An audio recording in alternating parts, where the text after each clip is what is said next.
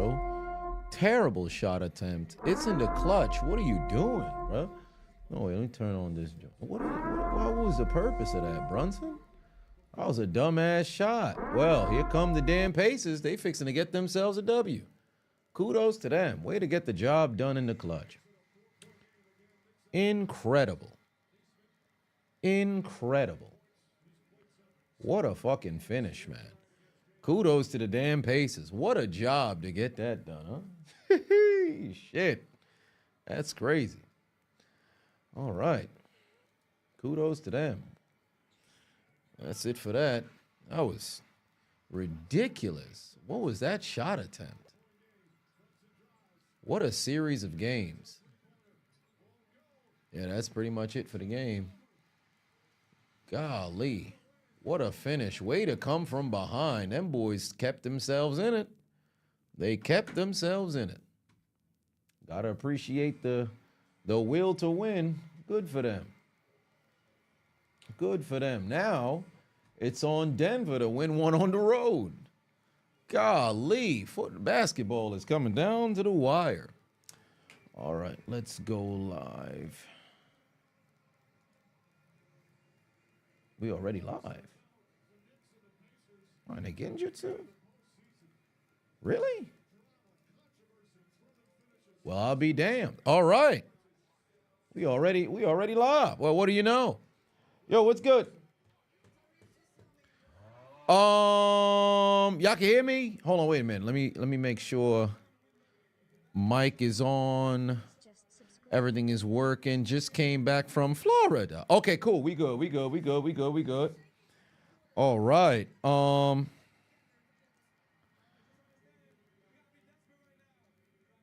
right. Yeah, just came back from Florida. So the past couple, for whatever reason, I don't know what happened. I don't know if Verizon's not big on America's Peninsula or wherever the case just so happened to be. Fam, when I had first gotten my MiFi, I was able to, utilize it in Florida, no problem. Now, the fucking the Wi-Fi is terrible there, and I don't know why. It's very confusing. Dare I say frustrating. What's the predominant network provider down in Florida? My Florida people, y'all let me know. Yeah.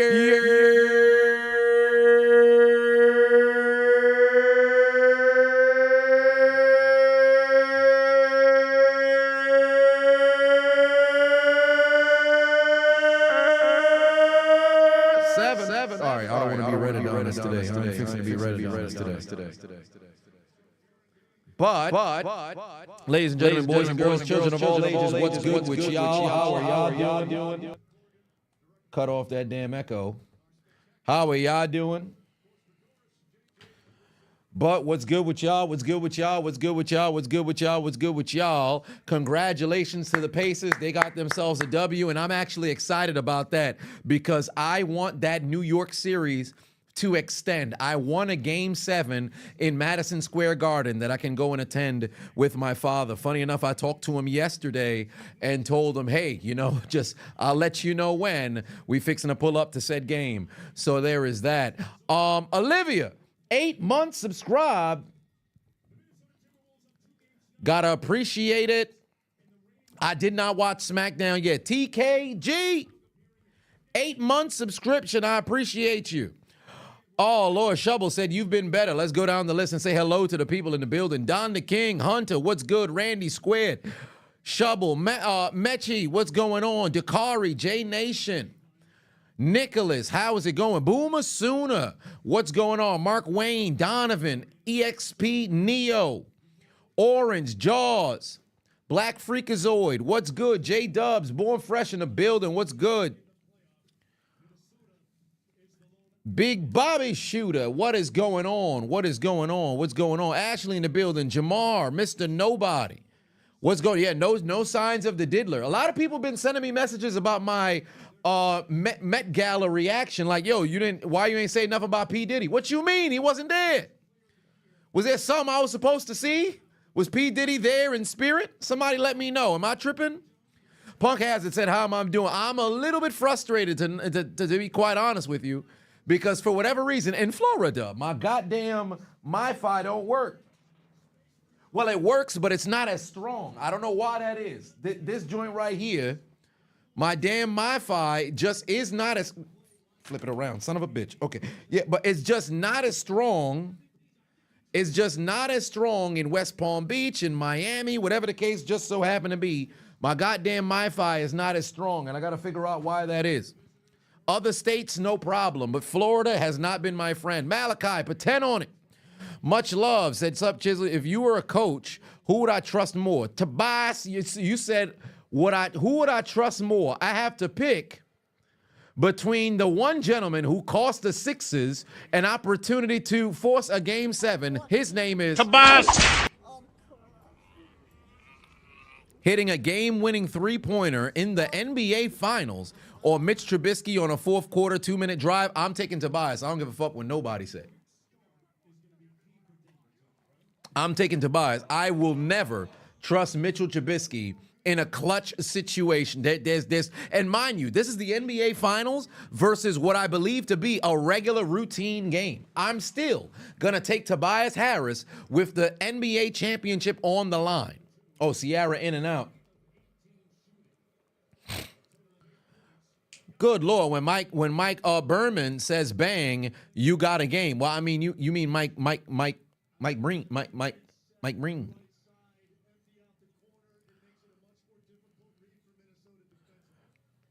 Virgo said, good news. You're going to try to get a new car tomorrow morning. Had an accident last month, but now you're getting another car. Well, congratulations. W in the chat for Virgo. First off, I'm glad that you're all right following the accident. That's very important. Lone Wolf in the building. What's good? Oh, by the way, the Rangers are up 3-0 in their series. That's exciting for me because the further they go into playoffs, the more high stakes the game will be when I go and attend. Welcome back, Rudy Gobert, to the lineup, by the way. 4-0. Pardon me, now it's 4-3. Way to answer for the doggone Timberwolves. Shubble said you scored tickets to SummerSlam in Cleveland Brown Stadium in the club level, no less. Hey, congratulations. You got yourself some tickets to pull up to the game. By the way, ladies and gentlemen, if you guys didn't already, make sure that you guys click the link in my description if you're watching on YouTube. Download the Underdog Fantasy app. Use the promo code Adonis if you have not already. We got some pick'ems for this game, and this is exactly what my pick'ems are going to be. All right, so Walker, I'm going to need that man to be productive today. Nikola Jokic, can you please get me a triple-double in a game that you absolutely need to win? KCP, today's the day that you don't perform on defense. Jamal Murray, we're going to need a 30-point game out of you. And Kyle Anderson, stay your bum ass on the bench. So those are my pick'ems for today. Hopefully they can work out in my favor and I can have myself quite a W. You guys make sure you click the link in my description, download the Underdog Fantasy app, use the promo code Adonis if you haven't already. Did I see the Jamal Murray incident? What are my thoughts on it? Him throwing the heating pad onto the court and only receiving a fine, if I'm not mistaken, and not a suspension. Here's what I think. I think cooler heads have prevailed. I think it definitely does indeed warrant a suspension. Warrant a fine. As for a suspension, had he left the court himself, then, I should say left the sideline and went onto the court, then immediate suspension without question. But the fact that he threw something on there, I think they should have fined him. So I had no issue with that. Yeah, Luka's interview was crazy. I don't know if somebody was watching somebody get plowed. I don't know what the deal was, but that shit was crazy. Malachi put another 5 on it. Said, you don't watch basketball at all, so could I explain what a triple-double is? Yes, indeed. A triple-double is when you get into double digits in 3 different stat categories. So you have 5 different stat categories that qualify for you to now register a triple-double. You have points, you have rebounds, you have assists, you have blocks, you have steals. Those are the 5 categories that you would have to have 3 of the 5 cross 10 double digits in that particular category, once you get to 3, you have yourself a triple-double, or you can have the very rare, if you get 4 out of 5, a quadruple-double. Oh, what do you know? It's the patriarchal seed providing Adonis giving me a phone call. Hello? Yeah, what's going on? Yeah, I'm watching the game right now. I just started the stream. You want to say hello to the people? The Knicks and the Pacers? Yeah, the Knicks lost. That means there's going to be a game 5, so we might get a chance to go to the game. Yeah. It is Denver and Minnesota playing right now. Yeah, you want to say hello to the people? Okay, bye. You want to say hi to the people? No, I don't want to say hi. Okay, all right. Okay, bye. All right, bye. This son is a hater. I don't know what happened to the patriarchal seed providing Adonis, but my father no longer wants to say hello to you guys for whatever reason. I don't understand why he don't want to say hello no more. God damn, what a block by Anthony Edwards. Jesus Christ. Son, pin that shit. Oh, whoa, hold on, wait a minute. DRB, relax. Daddy, chill. What's going on? Relax. But nevertheless, patriarchal seed providing Adonis says hello. I have to take my parents' money from their savings account. But that's a conversation for a different day. But yes, so to finalize it for you, Malachi, that's essentially what the triple-double just so happens to be. When you then cross 10 with 3 of the 5 available statistics. Now, I know there's some people who like to joke, turnovers should be involved as well. But no, that'd be foolish. You can't have a negative attribute, then cross into 10 and somehow qualify for a triple-double. That'd be crazy. But there is that. Slick Dizzy said you won 500 on game 3 pace. Hey, Slick Dizzy, you may be a goddamn Ravens fan, but congratulations on that 500. You can't go wrong getting yourself a little bit of W's. And by the way, you guys can win just like Slick Dizzy did as long as you click the link in my description, download the Underdog Fantasy app, use the promo code Adonis if you haven't already. They will match your first-time deposit by 50%. So make sure you click that link in my description, download the Underdog Fantasy app, use the promo code Adonis. Moving forward, that is the new thing that they have here. It's the Mavericks? Why is it the Mavericks? It's supposed to be... God damn it. Why is it the Mavericks? It's supposed to be... It's Luka and son of a bitch. God damn it. Why does this always happen to me? How did I take the wrong one? Oh yeah, that one's on me. This one's on me. This one's on me. Gentlemen, my bad. Okay. Yeah, that one's on me. I clicked the one that was right next to it. Son of a bitch. That one's on me. That one's on me. Usually I get schemed in a genjutsu. This time it was me who caught myself in the genjutsu. All right. Gentlemen, ladies, please refresh. Please refresh. Let me hit the refresh over here. Every time I go and I try to refresh it, it always ends up not working, at least on my end. So I already know people about to show up throughout the entire stream. Hey, man, you got to change the thumbnail. Yeah, that's on me. That's on me. I'm the stupid one. That's on me. I appreciate you letting me know. I'm the stupid one. That one's on me. Gentlemen, my bad. Counter 8,000 for who? Shannon Sharp? He the only elderly one over. God damn. Well, wait a minute. 6 Alpha. Sir, what you talk about? Good thing it was a porn. Where did that come from?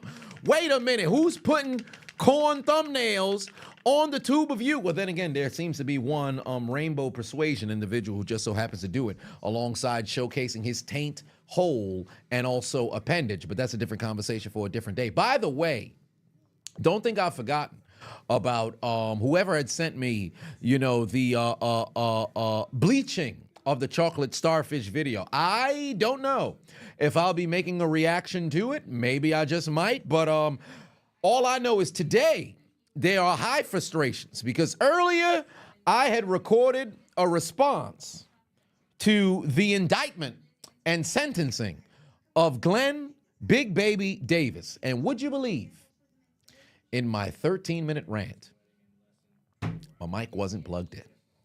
So all you see is me talking to the camera, hands moving, elite motherfucking humor. Not a single word was recorded. So tomorrow is going to be a very interesting day. And as you guys know, I don't have any script. I just go.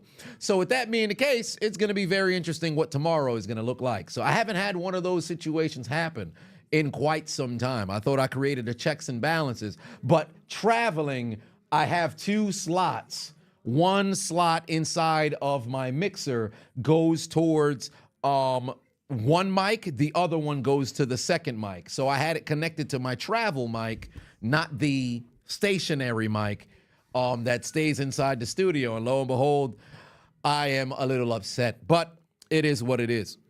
It is, yeah, I must have been speaking in ASL. At this point, I was throwing up signs and all this stuff. You would have thought I was about to get ready to hit somebody with a shidori or freaking lightning blade. That's what it looked like. Hands was moving and everything. Like, God dang, I watched it back. You would have thought I was Young Thug getting ready to summon some shit. It was wild. But yeah, T-Wolves, Nuggets going to war right now. The reigning, defending, undisputed champion Denver Nuggets trailing by 1, desperately needing to get a W here or they're going to go down 3-0. By the way, speaking of fire style jutsu, Lone Wolf, there's a popular, I believe, either Japanese or Korean restaurant. And the gentleman, I'm pretty sure a lot of you guys had seen the video, takes alcohol, dabs his middle and pointer finger, index finger, then dips it into fire, blows fucking what looks like a fireball jutsu. It is incredible. Incredible. Soldier said, the Chiseled Adonis. Yes, indeed, live and in the flesh. You say the series is over? Not quite just yet. Not quite just yet. Zabuza hand steals. His hand seals is hilarious. Malachi, put 5 on it. Said, all right, excuse me for my curiosity, but can I explain the different texts, such as an 8-second violation, and et cetera? No, the 8-second violation is not a technical foul. That's just if you don't bring the ball after an inbound. If you don't cross past half court in 8 seconds, you then forfeit possession. But the 2 different technical foul, a personal foul is just a regular common foul.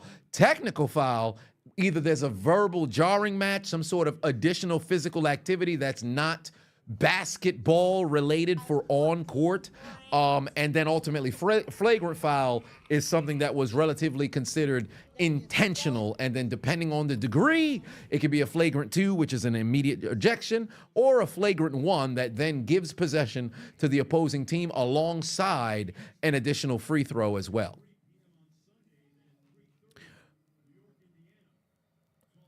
Cesspool said, you got a live video of the person involved in the OKC post-game moaning. It was Mercedes moan on the ground. Somebody help her. What you mean Mercedes moan on the ground? What do you mean by that? What do you mean by that? Striding confidently to the ring. You mean that Mercedes Monet over there? What moan could there have possibly been? That's crazy. We can't be out here just making things up. Like, you're going to have to cite your sources. You said it was Mercedes Monet over there moaning on the ground. Like, where'd you get this from?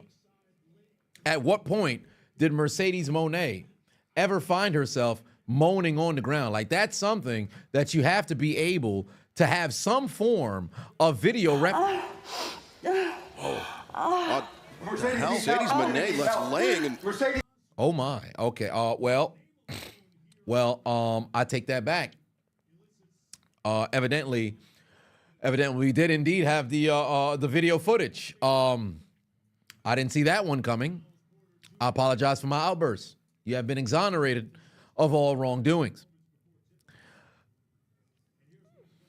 10. Oh, let me go see if I can find the Let me see if I can find the video of the fireball jutsu. practically and just follow the Chiseled. Oh, Jesus Christ. Whoa, wait a minute. Why they got these deformed? Oh, Lord. Why when I search Fireball Jutsu, you have these two Asian ladies damn near on the verge of kissing? Is there some sort of... Is there some sort of... Is Fireball Jutsu a translation for something?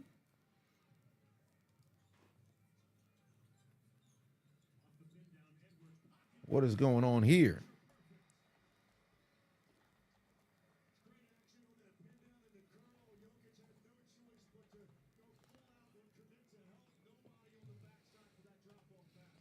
That's crazy. Yeah, Jokic gonna need to show up here. Jokic gonna need to show up here and do something.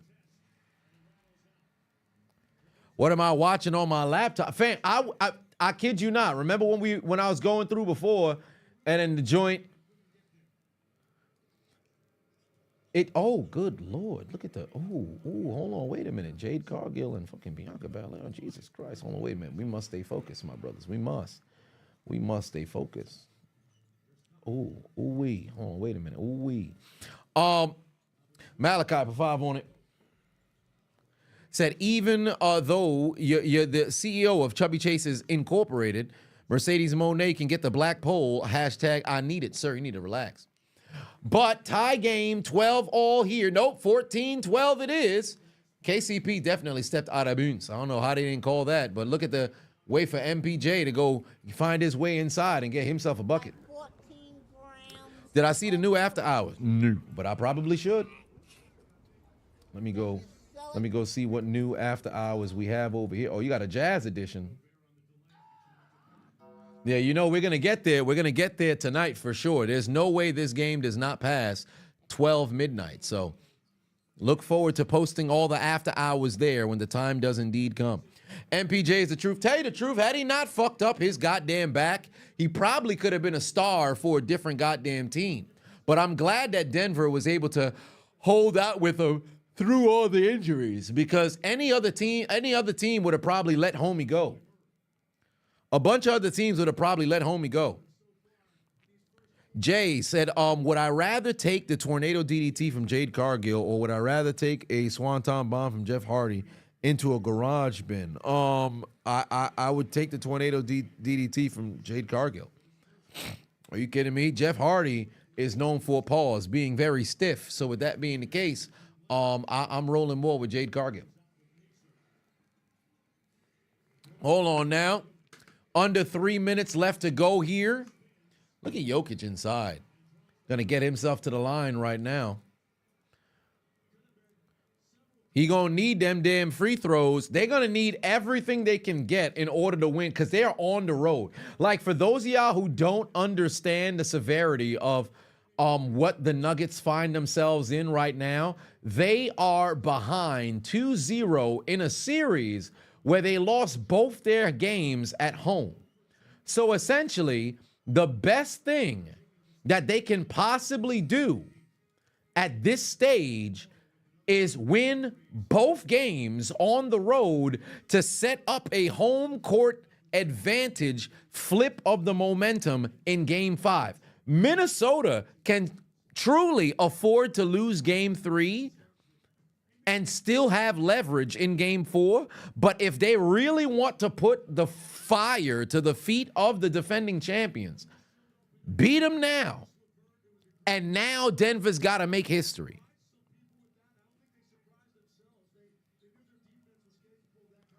That's legitimately the only way, in my opinion, Denver comes back, if they fucking win 3 in a row and put all of the pressure back on Minnesota. But that's going to be a little difficult.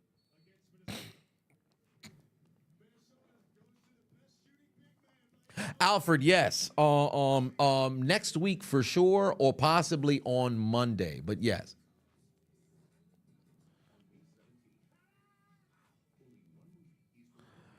Do I think the Wolves win the title and Ant plays like this next year, he'll be considered an MVP? Yes. Funny enough, I agree with Charles Barkley that he should have been in consideration for MVP, and I believe he had gotten 1 vote But I will say this much. If Minnesota gets by Denver, I don't see anybody beating Minnesota. Because if Minnesota were to, let's say Boston makes it to the NBA Finals, Minnesota's not the team Boston wants to see. And I'm not trying to give recency bias or whatever the case may be. Minnesota will not be the team that Boston wants to see. Because Boston legitimately would have to knock down every single motherfucking three possible. Like, Minnesota looks incredibly strong right now. And what makes things even scarier for them boys is the size and suffocating defense that they're able to showcase on the floor. It's not a good matchup for the remaining damn teams. Boston is very wishy-washy, especially at home in the playoffs the past few years. But I will say this much. Minnesota's size is going to be a fucking problem if Boston were to see them, especially if Porzingis is unavailable. And if he is available, he's going to have to play big as a certified fucking rim protector.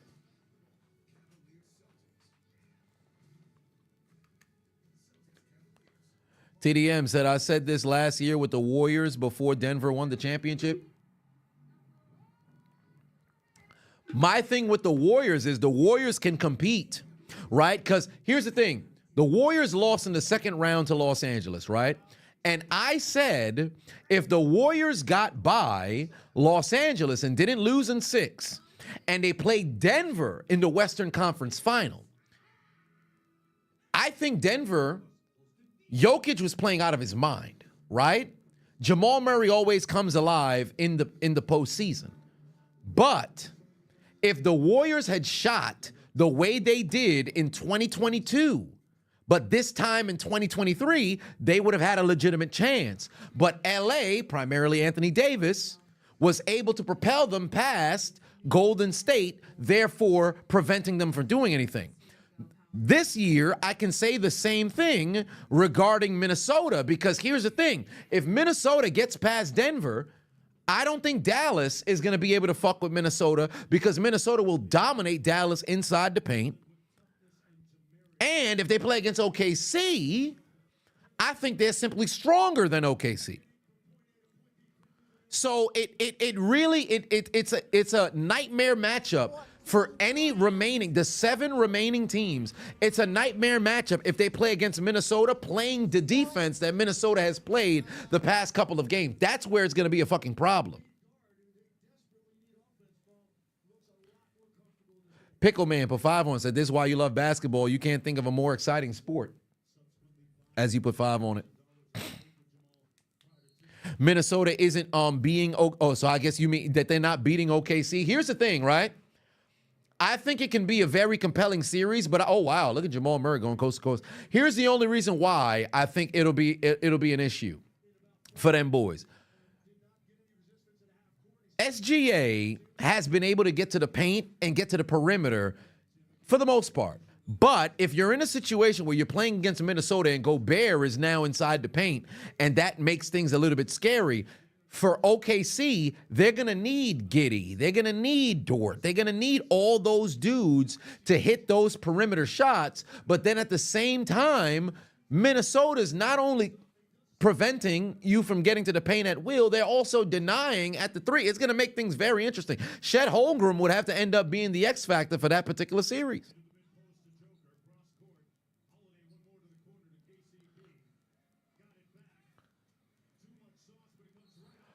Alfred said Minnesota's a problem for any remaining team. Crown them, might as well. No, I can't crown them just yet. I have too much respect for the reigning champions to go ahead and crown them.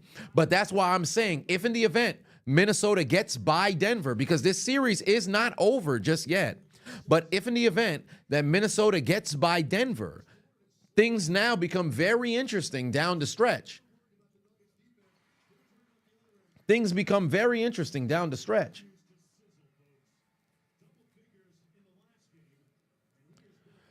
OKC attacks the basketball like crazy.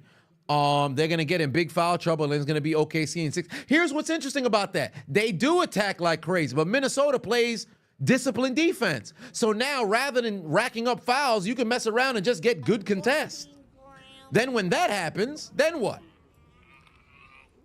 So, and OKC and Dallas, that series is not, it's not clear-cut to go one direction either. So all I know is I'm excited for the conclusion of these playoffs because truly it's anybody's run to the championship.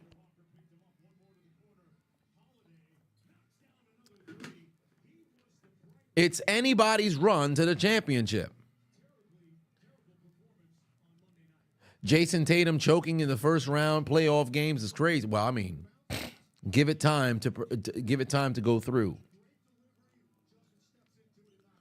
Get Kyle Anderson off the court. Get Kyle Anderson off the court. Oh, that's definitely a push. Come on now. Who that for life, Chris? Put 2 on it. Said, please live stream Battle Hawks versus the Stallions. We'll see. Let me check on my goddamn pick'ems right now. Take a look at my pick'ems thus far.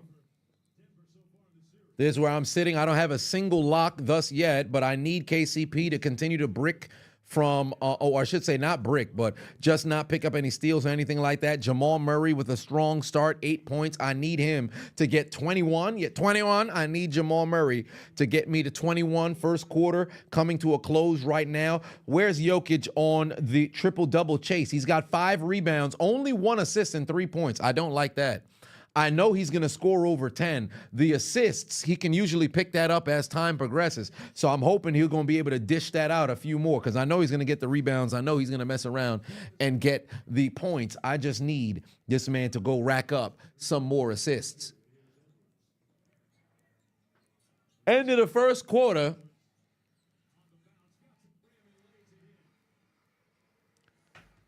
That wraps it up there.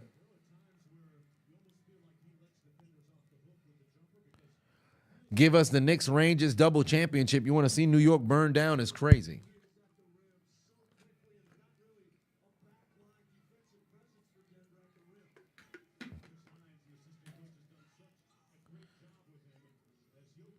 Josh Nass said I was making that noise during Luka's interview. We were listening against you. No. It wasn't me. We confirmed it was indeed Mercedes Moné. Mercedes Moné left laying. And See, that sound familiar, right? Because she was the one who was actually inside that press conference. It wasn't me. It was Mercedes Moné. Mercedes Moné left laying. And You understand? Big Fat Paulie in the building. Said, with all this talk about NBA players in the NFL, vice versa, what do I think about LA Chargers player Megan Thee Stallion's prospects on the hardwood? Well, let me tell you something right now. Megan Thee Stallion, for one, why do you have her representing the Los Angeles Chargers? That's random as hell. At what point did we ever see Megan Thee Stallion represent the Los Angeles dancing feet with that lower body? It's unbelievable. Look at the body. Look at that bubble butt. Unbelievable. Look at the body. Look at that bubble butt. Unbelievable. Look at the body. Look at that bubble butt. Unbelievable. Look at the body. Look at that bubble butt. Unbelievable. Look at the body. Look at that bubble butt. Thighs. I mean, that's their power generators, right? I apologize for my outburst. Y'all got to relax, all right? Y'all got to relax. People got to chill out, all right? But let me say this much.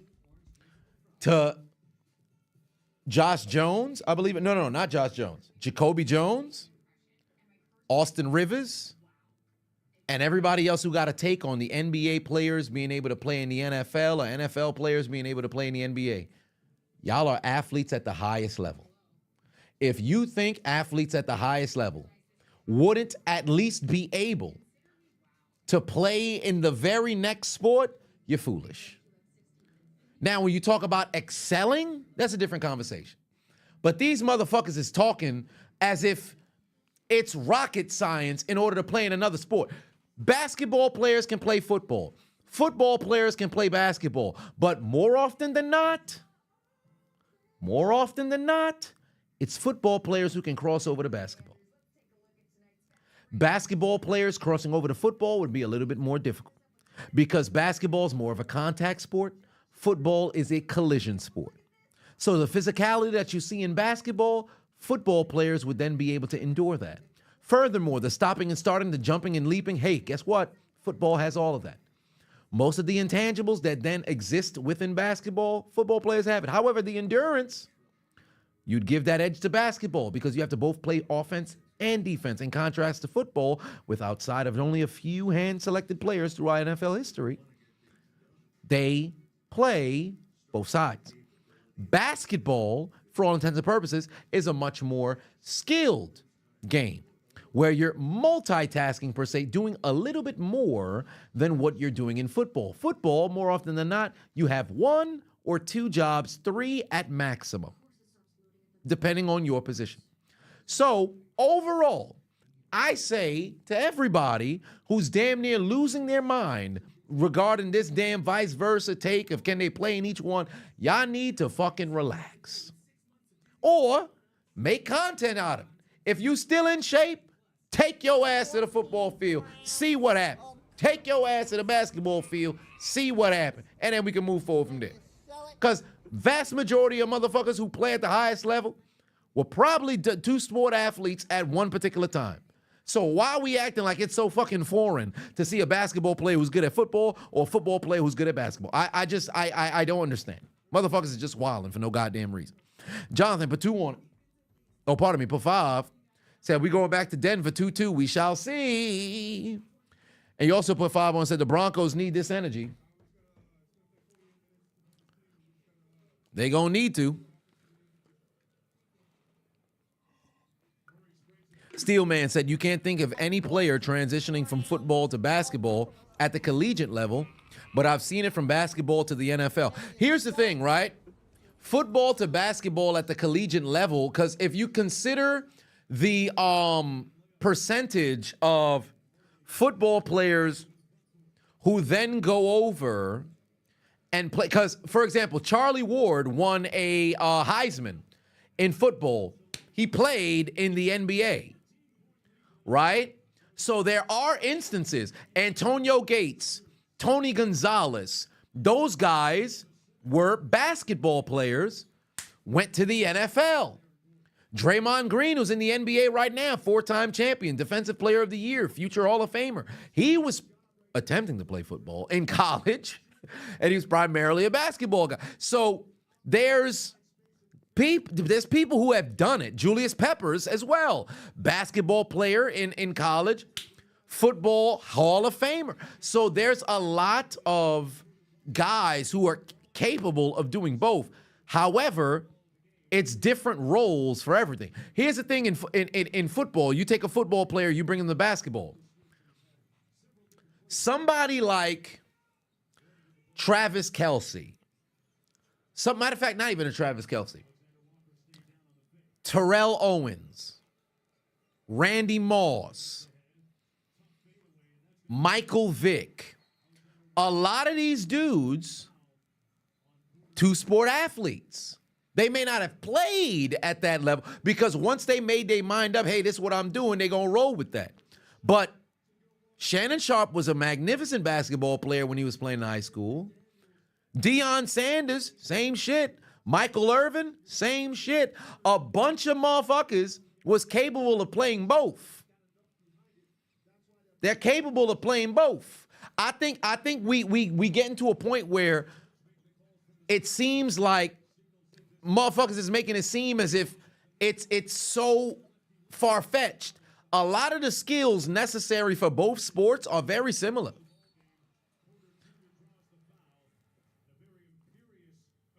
Michael Irvin was on drugs, especially cocaine. What that got to do with anything? What that got to do with anything? Golly. Read your super chat. I did.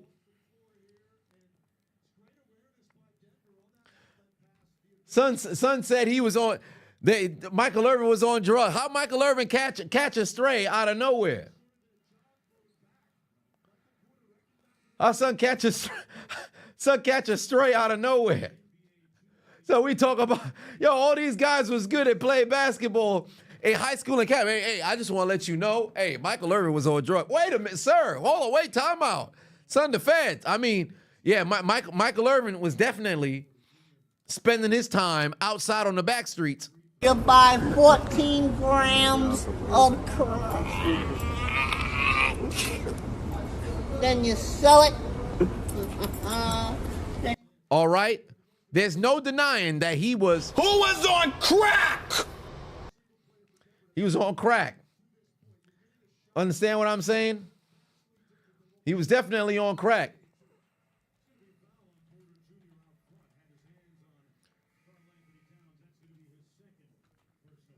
Malachi put 5 on it. Said, I was known for setting hard screens back in high school during football summer workouts when the team would play pickup basketball after weights. Let me tell you something right now. As a former football player who also can play basketball, the one thing football players known for is playing that jail motherfucking styled basketball. If they need somebody to be physical, motherfuckers is not afraid of nothing. They will meet you with that smoke. You send out a Zaza Pachulia to go set some doggone illegal screens. Send out a goddamn football player running that way. I promise you that's the last time he fixing to set up. Send out Micah Parsons' version who was playing inside of the celebrity game. I promise you, you ain't gonna set that screen no more. Malachi put 2 on, said Michael Irvin was zooted back in the day. Indeed he was. Then you sell it.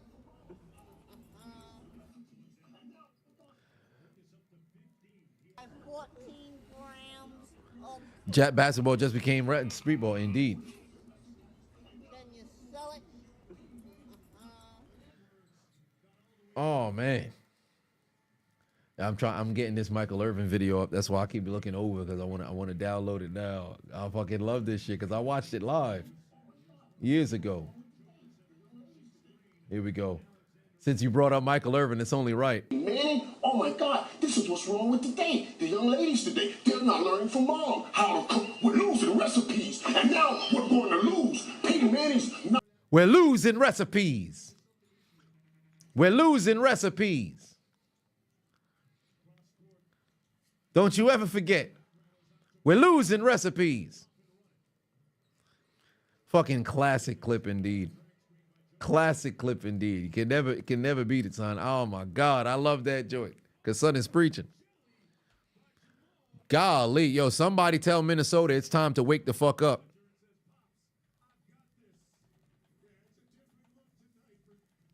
Somebody tell them boys it's time to wake up.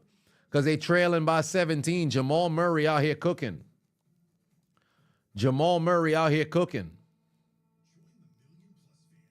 Tell them boys to get their head out their ass because it's time to play basketball. Man, oh my God, this is what's wrong with today. The young ladies today, they're not learning from mom how to cook. We're losing recipes, and now we're going to lose. Peyton Manning's not. So, give you guys some more statistics right now. Nikola Jokic picked up 2 more assists, but from where my pick'ems is sitting right now, Walker's got 3. I need him to get past 10 on points, rebounds, and assists. So I'm going to need Walker to give me a bit more contributions for off the bench from Minnesota. Meanwhile, Nikola Jokic, triple-double watch. He's got 5, 6, and 3. So we still got a whole lot of time for him to continue to tribute. KCP does not have a steal or a block just yet, so I'm still in good standing. Jamal Murray has 13 right now. He's 8 points away from getting me what I need. And last but not least, Kyle Anderson has done absolutely nothing on the court, and that is a positive for me. Jokic looking like Peyton Manning. Listen. Williams said, when you claim a foul, get your weight up. Oh yeah, I mean that's what happens back in the football days. You bring a football player onto the court. I used to be notorious for never fucking calling foul. Like you could clothesline me in the air, I'll just look at you. Because there comes a point where you got to have like an honor system situation. But if people want to play like it's jail ball, then I'm gonna touch you up the next time. I think anybody else had a situation like that when you play and pick up, whether it's with the homies or if you at a random park, you never call foul the first time around. You want to see what kind of people you playing with. Anybody else did that? Whether I was playing in the hood, whether I was playing in the burbs, whether I was playing anywhere, it was always like that. Because if there's one thing that's going to happen at the end of it, you go and respect me. I ain't going to sit over here. I ain't going to whine and bitch. You're not going to hear nothing from me first. You're not going to hear nothing from me first. You could clothesline me out the air. We're not going to fight because I understand the situation. If you comfortable doing something like that, that means you comfortable to doing something else to me, right? So it's going to be like, also, okay. But if we playing basketball, I go up to the damn paint. I get ready to go for a layup. You clearly foul me and I don't call. I'm going to get up and I'm going to look at you and the rest of your teammates. If motherfuckers don't even acknowledge that I got hit with a clubbing blow, I know what kind of basketball we playing, and the next time you going up for a damn layup, you're going to have to see me. And when you call foul, I give you the ball back. But now we got to understand how we playing because everybody else who's on the court and the people who are observing saw you clothesline me out the air. But because I didn't call foul, we kept playing. When I clothesline you, you call foul, I gave you ball. That now showcases I'm very honorable. So if you mess around and win that game, they're going to look at you like, yo, they kind of dirty, fam. We don't want to play on this court no more. It was always a respectable kind of situation. It was always, I never had a situation where, super altercation were to happen. Only on one particular case where one dude started getting very frustrated because I wasn't calling nothing when he was clearly trying to stop stuff. But then his teammates had stepped in like, yo, all right, we're going to give you ball because homie is clearly fouling. Like they turned on him. But more often than not, if you play like that, you don't never be the first one to call. Because if you start calling out everything, then nobody wants to deal with you on the court because then they're going to be like, yo, this motherfucker's a crybaby. There's sometimes when you're playing pickup, you got to endure, a damn hit. Unless, of course, you hear the sound like it's fucking, that's what it means to the rock. You start hearing echoes at that point, hey, listen, you got to give ball, you got to check ball. But if you got to go to the paint, you get hit just a little bit, you call, and one, all the other stuff, you can't be somebody who's constantly calling foul. Like at that point, come on now. Saying Soldier Project per 5 on said, how long do I think somebody like LeBron, if he trained for at least 1 year, would last in a BJJ tournament? No. Bron in a BJJ tournament would lose damn near immediately. Now, if he were to train, given his maniacal training habits to make it to and last as long as he did in the NBA, I think if you give him 3 years to train, then I think he would be able to last. But I think it would have to be at least 3 years. 1 year is not enough for somebody like LeBron to be able to survive in Brazilian Jiu-Jitsu. That's not happening. Malachi, put 10 on it. Said you and your high school offensive line coach got into a physical altercation after you gave him a hard screen with your shoulder. Mind you was 5'8", 195. He was probably about 6'2", 215. But he probably got caught off guard. That's probably what ended up happening. DJ B. Silly said, have I ever watched Blue Mountain State? One of my favorite shows. That was your show back in middle school and high school. You would rewatch that show like people watch The Office. Yeah, I enjoyed it because when I got ready to go to college, that's what I kind of thought college was fixing to be, and it was not. Denver up by 20 right now. Well, no longer 20 because Minnesota's got 27.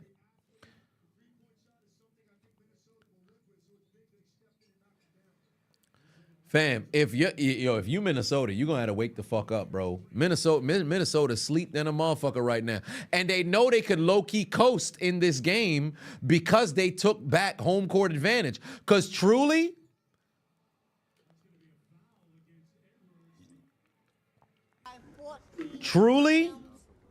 for them, they already accomplished the mission. You usually want to go on the road and get a split. You get 2, you can afford to lose one at home because game 4 is the important one. Although you don't want to lose anything. If you win this game, it makes things that much more, simple for you. But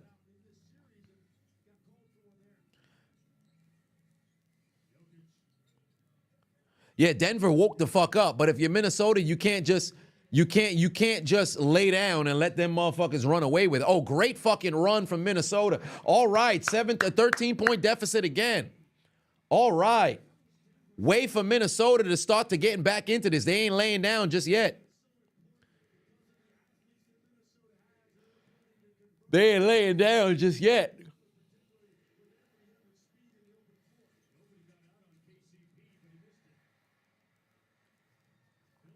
Vashon said you figured Denver would blow Minnesota out because Cat played well. Then next game, you got to send a search party.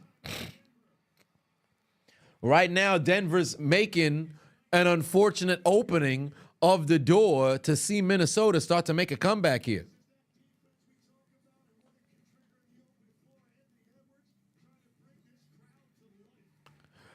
Jamal, one of those dudes, ridiculously elevates his game in the playoff. Correct. In fact, by statistical, metrics, Jamal Murray, I don't want to say this, but hey, it is what it is on par of one of the better postseason players of all time, because there's not a single person who has increased his scoring per game average higher than Jamal Murray's jump from regular season average to postseason average.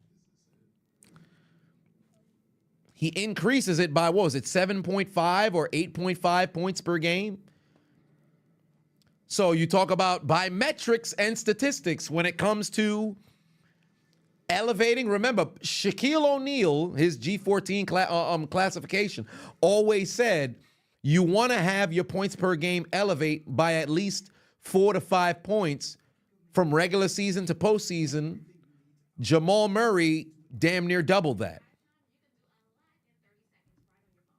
So it sounds crazy to say, but Jamal Murray is in the conversation for one of the greatest postseason players of all time. Granted, he's only got 4 years of film to go and show, but, 5 now, 4.5. It's there. You can't deny the statistics. I know it sounds premature, but it's the highest of all time. So you gotta give the respect. I usually call the metric of at least 3 to 4 years. It's 4.5 now when he's still balling in the postseason. So there is that. Jimmy Butler, of course, given that what we saw, he has the same situation that we've seen with, or actually no, a little bit more than Murray, because he has a more extensive history. But there's that. Where am I getting the data? Let me pull it up for you right now. Jamal Murray.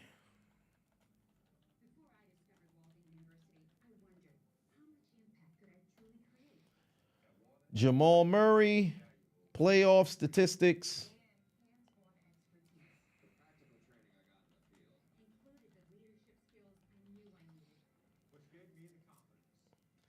He averages 16.9 in the regular season. This is bang. Jamal Murray, this is just so you know, I'm not talking out of my ass. And this is as of last year. I believe it's increased even more. Jamal Murray in the regular season, 16.9, but in the postseason, 7.8 differential in points per game. Nikola Jokic's one has since, I believe, decreased because his regular season has increased a bit more. But this is the highest in postseason history.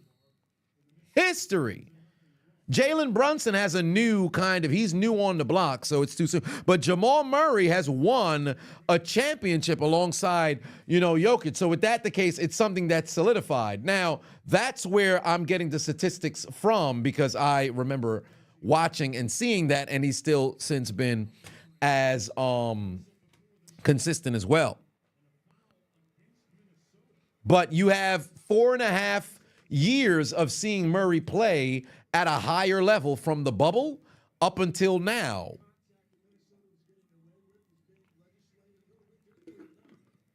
So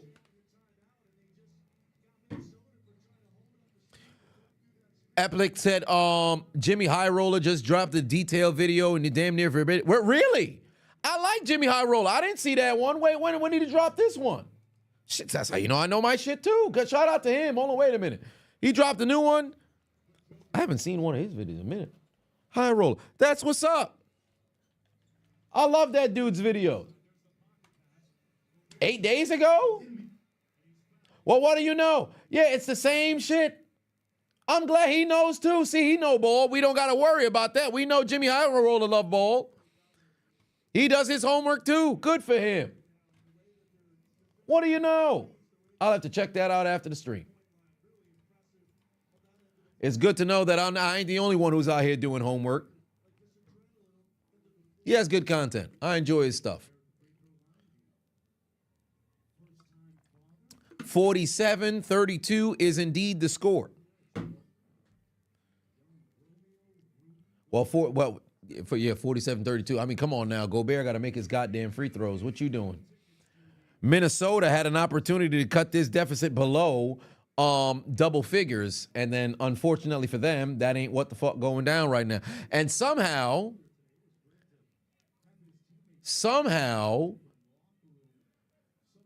I don't think Jokic has sat down yet. Has he? No. I think he did. I think he sat down. Yeah, I think he sat down. I think he sat down once. Oh, good to see Reggie Jackson back on the floor.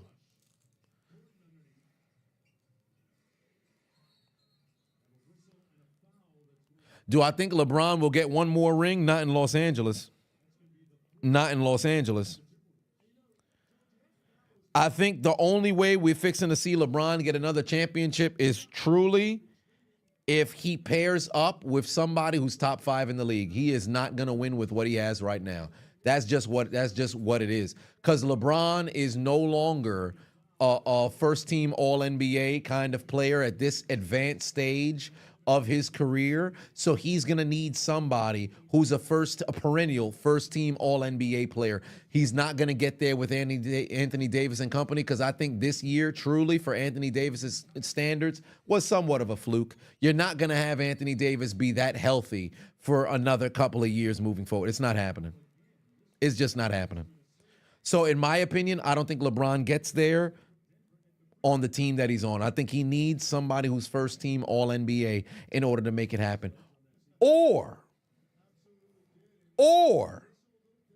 and that's just an isolated situation. If you have one first team All-NBA player, then maybe he'll have an opportunity.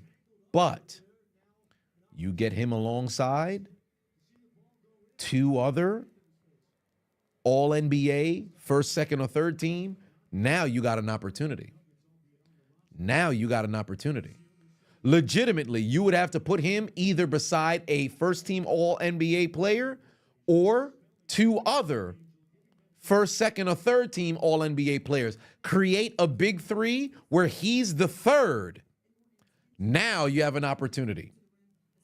But LeBron cannot be the number 1 guy on your team. Let alone, in my opinion, number 2 at this advanced stage of his career. I just don't see it happening. Did I see Shaq's comments on Shannon Sharp? Shaq, the first one to give criticism, but when it's his turn to take it, he gets sensitive. Here's the one thing I'll say about Shaq. Shaq has openly said that he's very sensitive, right? However, at the same time, Shaq has always said he's also a very good businessman. Best believe Shaq is going to find a way to monetize this. I believe he just dropped a diss track. All of this is going to culminate with Shaquille O'Neal either being on Club Shay Shay or Shaq or Shannon being on the big podcast. And it's going to generate nothing but views. Shaq is a businessman at his heart. As sensitive as Shaq is, I promise you, this ain't nothing but all kinds of promotion to where son's going to end up on the goddamn podcast. Like, come on now. LeBron to the Warriors, I don't know if he'll be the one who makes the move. I don't know. We'll see come January. Oh, I said January. Come June 29th. We'll see what ends up happening. Storm says, how my day been? It's been all right, but a little frustrating because my reaction to Glenn Davis, the audio didn't record, but been all right. The past 2 years, LeBron has been bad for the game. Oh, no. I can't say that. The past 2 years, LeBron been bad for the game. I can't say that.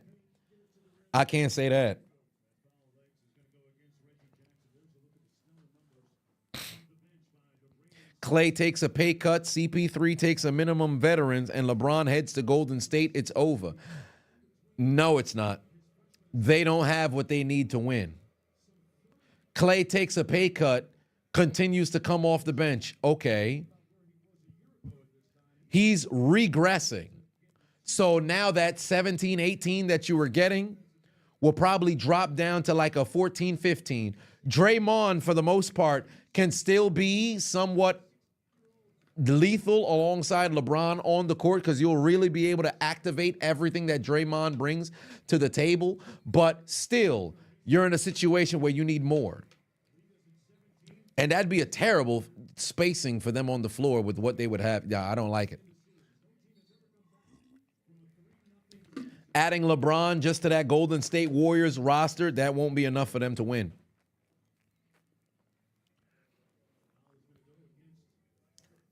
LeBron would just destroy the Lakers like he does every single franchise he goes to. He doesn't destroy the franchises. He doesn't destroy the franchises.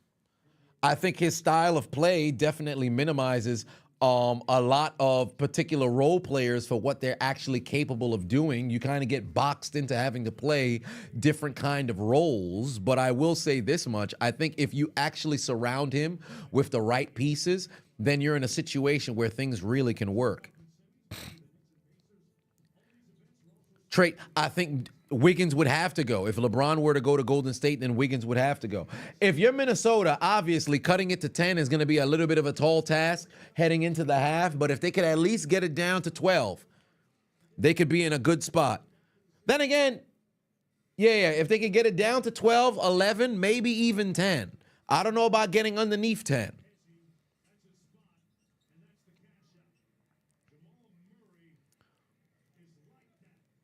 Golly.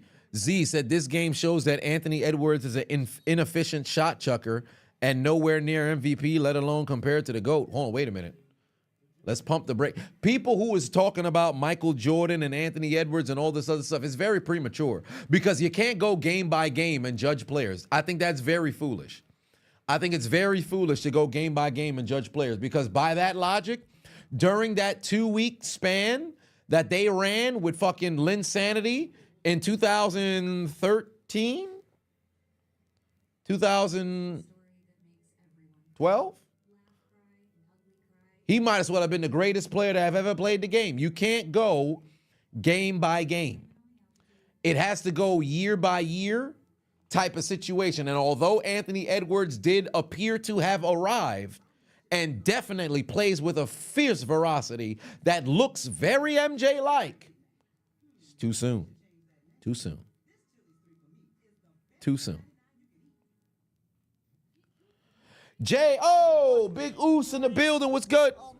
Say, hey, Big Uso, how you been, brother? Goddamn, baby kangaroo stole your phone, so you ain't been able to check in for a minute. Also, what do I think about Austin Rivers' comments on NBA players in the NFL? I talked about it a little bit earlier, brother. I appreciate you tuning in. Down from the down under, Sydney, Australia. But I will say this much. As I stated prior, I think it's very foolish to sit there and think professional athletes cannot cross over into different sports. But I will say this much. There are a lot of NFL players who can play in the NBA. There's a lot of NBA players who can play in the NFL. It's just a matter of finding the right ones who could go over there. But please don't think that they're incapable of doing so. K-Dub, 8 months. Dropping in for a hot minute. Hope everybody's having a good night. I have some good news to share, but you got to wait until tomorrow to be on the safe side. Fair enough. We shall wait on that. Wade Chalmers Braun shut down Linsanity. It was a wrap. It was over very fast. I will tell you that much. We're going to check in on the pick'ems once halftime arrives, by the way. We've got 2:22 left on the clock.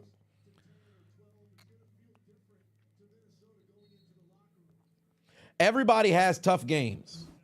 Everybody has tough games, and it's still the first half, so we're very far away from things being categorized as such. Good fucking pass. Good fucking pass. They got to finish. They got to finish. If you're Denver, oh, my God, get under control, fam. They tripping. Jeremy Lin won an NBA championship with the Raptors, so it's not all bad. I mean, yeah, you won the championship, but he wasn't really a contributor, if I'm not mistaken. He wasn't a contributor on that squad in 2019. Because I don't recall any Jeremy Lin moments. Now, granted, winning the championship is a culmination of your entirety of your career. So I'll never, diminish what somebody winning that title, what it means, because you also play in practice, and the role that you play in practice plays an integral role in the maturation of your team. However, that's kind of one of the payoffs for everything. But there's a lot of times in which when you dream about finally winning that championship, you want to be that contributor. So I'm not going to make it seem as if, you weren't a champion. Like, for example, Matt Barnes winning the title with the 2017 Golden State Warriors is different than Steven Jackson in 2003, because Jackson was actually a contributor that year. But Matt Barnes was just riding the pine and got himself a title.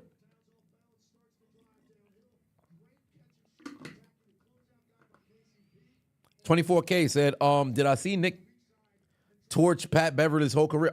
Nick Wright? Yes, I did see that on Twitter. Yeah, he cooked homie. Yeah, Matt Barnes vibed to a title, but when you take into account all of the sacrifice that you went through your entire career, then at that particular point, you look at it like, hey, you know what? I've worked my ass off to get to this point, and hey, we're a champion. David West was ring chasing when he got with Golden State. I think he got it the last year, right? Because he wasn't there for the first championship, was he? In 2015. I think David West showed up afterwards and then got it the last 2 years, right? Yeah, he just showed up the last 2 years and then kind of was able just to go ahead and get himself a title.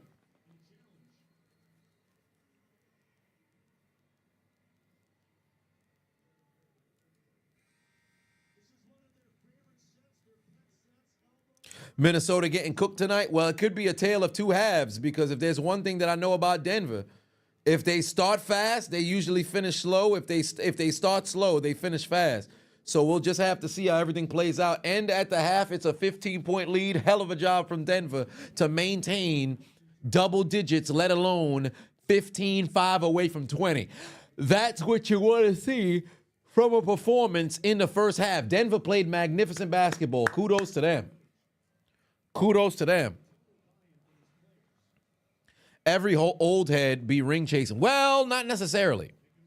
Not necessarily. You usually want to go places that, want to employ you, but at the same time, you got to be in situations where it works with your expertise. Because I think there are places where certain old heads can go and it just works. Like PJ Brown, when he made it to those late Celtics teams, it worked. Sam Cassell, late Celtics team, it worked. You played an integral role on those squads.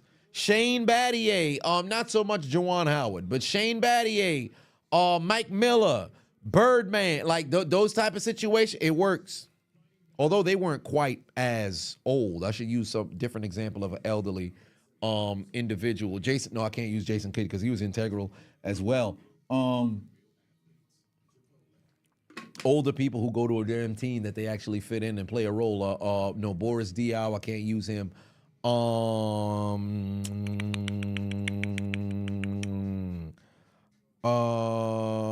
I'm thinking Bucks. There was an older dude on the Bucks. No, Lopez, no. I don't want to use the Bucks. Shit, it escapes me. No, Haslam was always there. Haslam was always there on Miami squads. Gary Payton, yes, for those 2006 Miami Heat.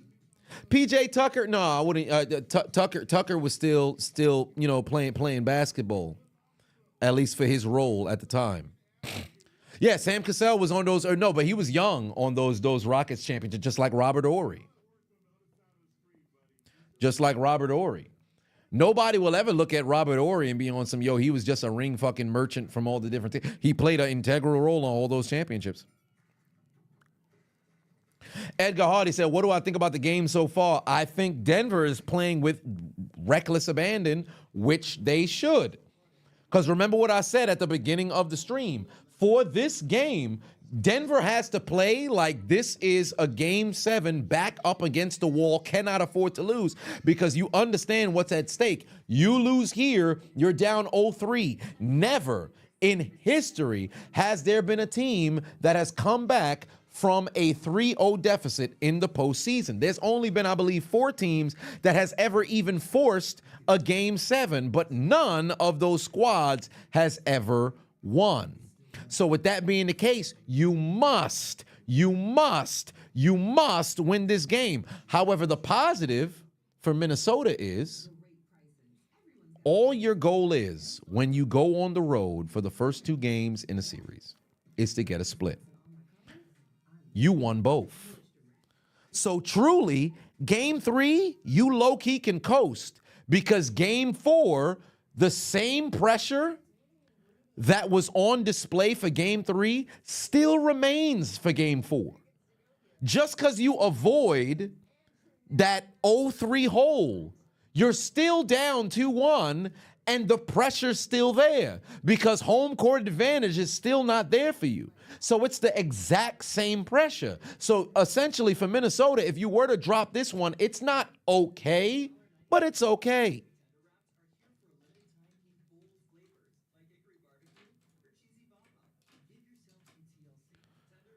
Michael Redd. No. I wouldn't be. Michael Redd didn't win a title. Michael Redd didn't win a title. Who could Michael Redd have won a title with? He ain't win no title. Yeah, Michael Redd ain't win no title. Or that must have been a different conversation then. Let's discuss the Celtics' lack of leadership and mental toughness. I think my thing with the Celtics is they need to change their philosophy of how they want to play basketball down the stretch. Now, granted, they have started, figuring it out, at least this year, but every time I see them play in the postseason, it's the same fucking way. Tyler had me distracted. Ain't that the fucking truth? I was not prepared for what I saw at the start of the damn Met Gala roast. I had all the damn clips ready to go, and then I saw Tyler first. I said, God damn, hold on, wait a minute. No team you trust down 3-1 more than the Nuggets, though. Correct, because I believe they've come back from 2 3-1 deficits.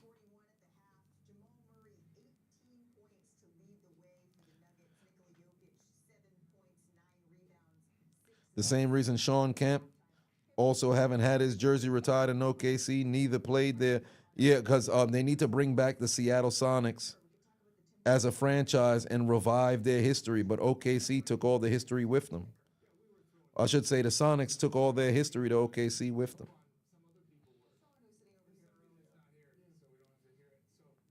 Blow it up and send Tatum to the Lakers since he want to be like Kobe is crazy.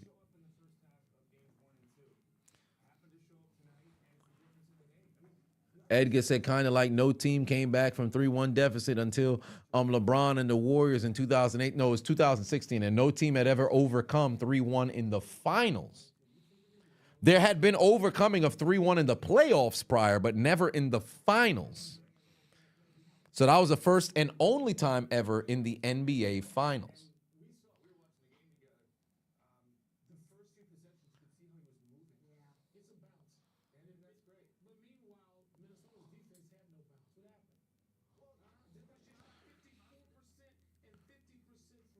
Ime Udoka, but tell you the truth, I think if the Celtics had Ime Udoka last year, they probably end up in the NBA Finals. I think Ime Udoka is leagues better than Joe Mazzulla, but that's just me. Joe Mazzulla's only in his second year. Captain Sports says, name my top 10 greatest basketball teams. Okay. Fuck. 96 Bulls.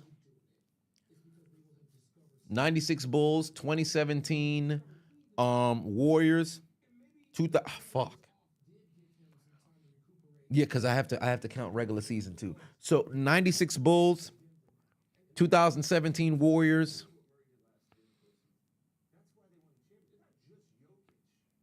'96 Bulls, 2017 Warriors, 2001 Lakers.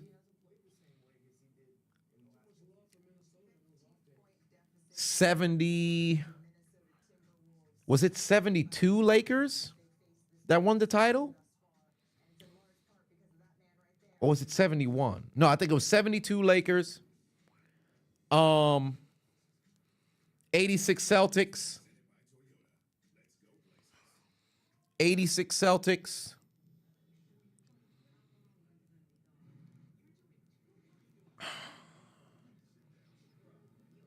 '86 Celtics.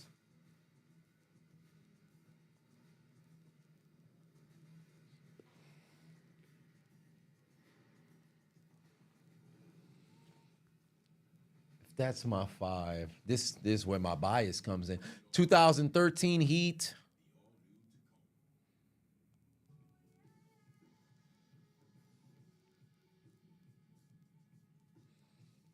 '87 Lakers. 87 Lakers. 93 Bulls. 2014 Spurs. 83 Sixers.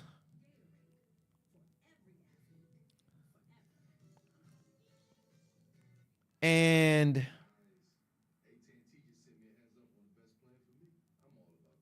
90 Pistons. Oh, 04 Pistons. I'm tripping. 04 Pistons. I said 93. 92 Bulls. Sorry. 92 Bulls, not 93 Bulls. 92 Bulls. My bad. I said the wrong Bulls.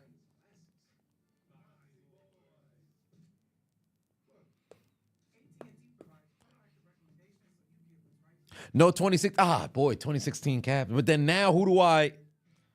That's where it's tough because there's been how many NBA champions? Since 56? That's where it's so difficult. Lil G said, you'll never forget that clip where Tristan Thompson and David West had that confrontation, got a little too close. Yeah, I remember I made a commentary on that years ago. 14 grams. Braylon said Carmelo Anthony Knicks. Come on now. Then you sell it. Dwayne Patuan said Team Bailey, let's go. But let's check out the pick'ems for the half as we get ready to look at some statistics right now. This is where my pick'ems stand at the half. Walker is halfway, well, nearly halfway to getting me what I need. Nikola Jokic, triple-double watch. He has 7, 9, and 6.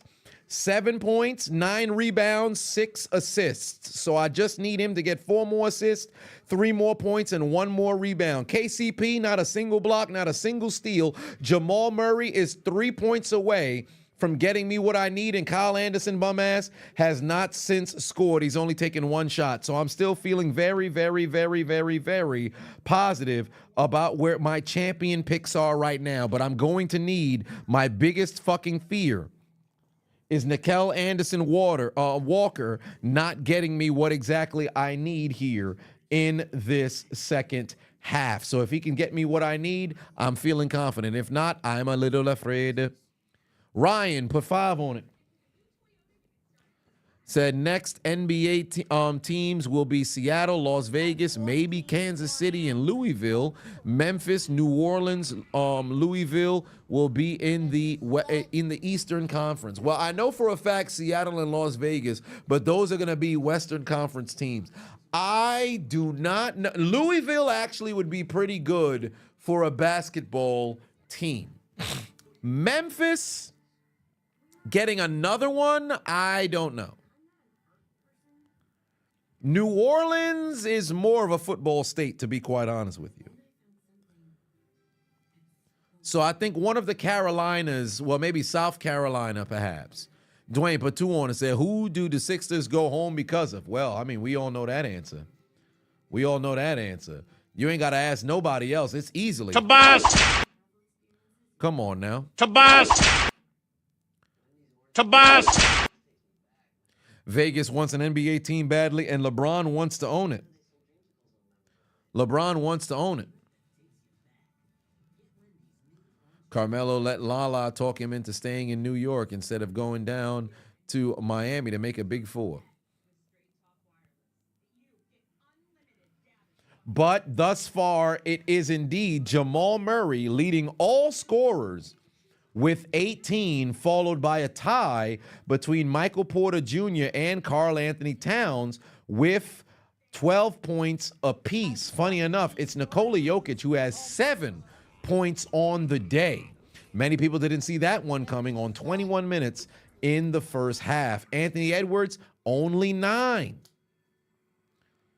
Rudy Gobert in the first game back since the birth of his baby boy. He's got 4 points on with 2 rebounds, and that's pretty much it. He hasn't really done too much here this evening as Minnesota is trailing by 15. Lala topless scene in Power was amazing. Never seen it. Steelman said, wait, what about South Carolina? Wasn't paying attention until your state was mentioned, bro. Goddamn. But yeah, we're talking about where a NBA team can expand to.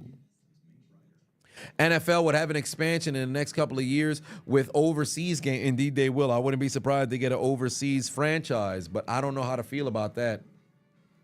I think the NFL, in their dream scenario for the NFL, they want to have 18 games, possibly 2 bye weeks. Have I listened to the Meet the Graham soundtrack from Kendrick? Actually, funny enough, yeah, I did earlier yesterday. I listened to it. Good tune, catchy tune. Drake is on the ropes. Braylon, put 5 on it. Said, isn't Jamal supposed to be suspended? Why is he here? Oh, no. Jamal's not suspended. He was fined $100K. Did not get suspended by any metric of the imagination. He did not get suspended. He only got a $100K fine. Steve said, dear Adonis. Well, hello there. Boone Hoses, the new Suns head coach. Indeed. Oh, I might need to refill my water. Yeah, I might need to refill my water. Hold on, wait a minute. There's only one thing that I think we should listen to as I go in and get a refill real quick. Say what? I like it. What? Uh-huh.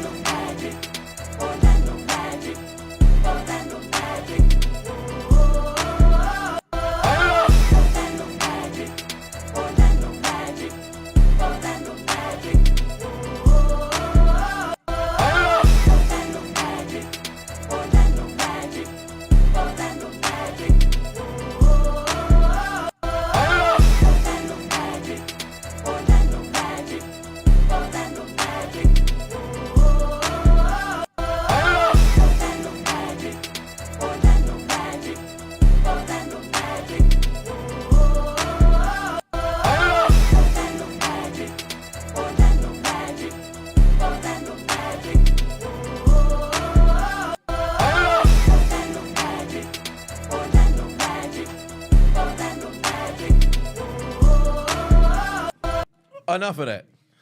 Enough of that.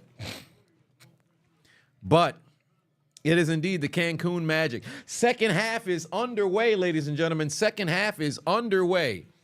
And Minnesota is putting ball in hoop. They've got a long way to go. Edgar said, whose side do I have in the Kendrick and Drake beef? I'm probably leaning more towards Kendrick. If I had a side or think they both into either very stupid for the petty shit or very smart because it's making so much money. I think overall, it seems as if Kendrick never really liked Drake like that after years prior, because somebody on Twitter had said that the song in the Black Panther song, what was it? All the stars and everything. Evidently, the verse was about Drake, because Drake had said that he could have had he not gone pop, he could have taken Kendrick's audience. So evidently Kendrick was like, yeah, I really don't really like you like that, or whatever the case just so happens to be. So then while I was listening to it in chronological order, and they had like a Twitter thread, I said, okay, interesting.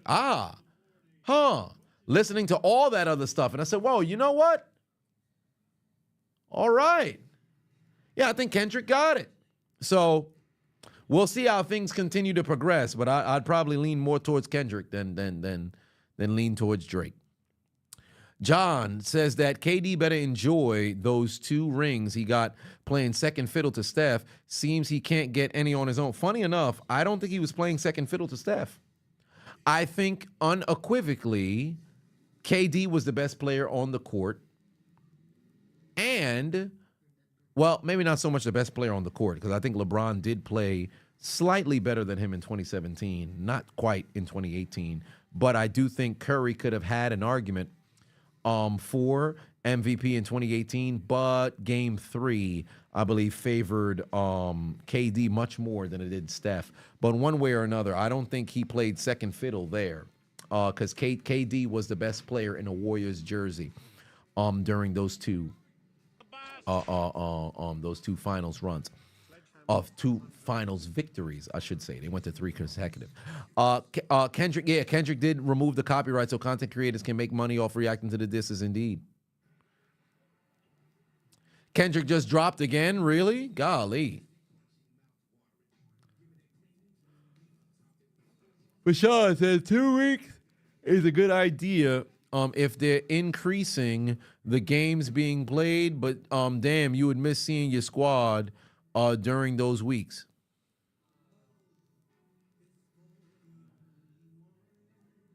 Oh, no, he didn't? Okay, well, there it is.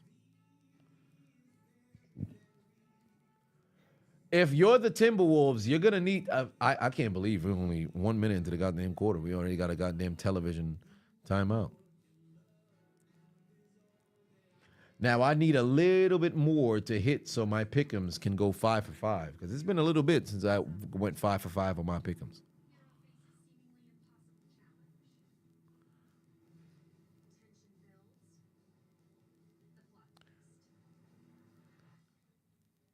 Edgar said, with the whole drive-by shooting at Drake's mansion, people think it's because of the beef with Kendrick, but evidently the Weeknd's manager's mansion or some shit got shot up, so conspiracy is that it's actually the Weeknd or XO who responded because they got shot at the week before and there was no mention of it. Really interesting. The more you know. NFL season predictions. Well, it's too early for me to go do any of that. I mean, the draft just happened, but I'd probably just wait until preseason begins because I'm kind of in NBA mode right now. Rob S. said, sports gambling is out of control. You know a lot of dudes with gambling problems. Well, I do as well. You just got to be smart about how it is that you do it. You just got to be smart about how it is that you do it.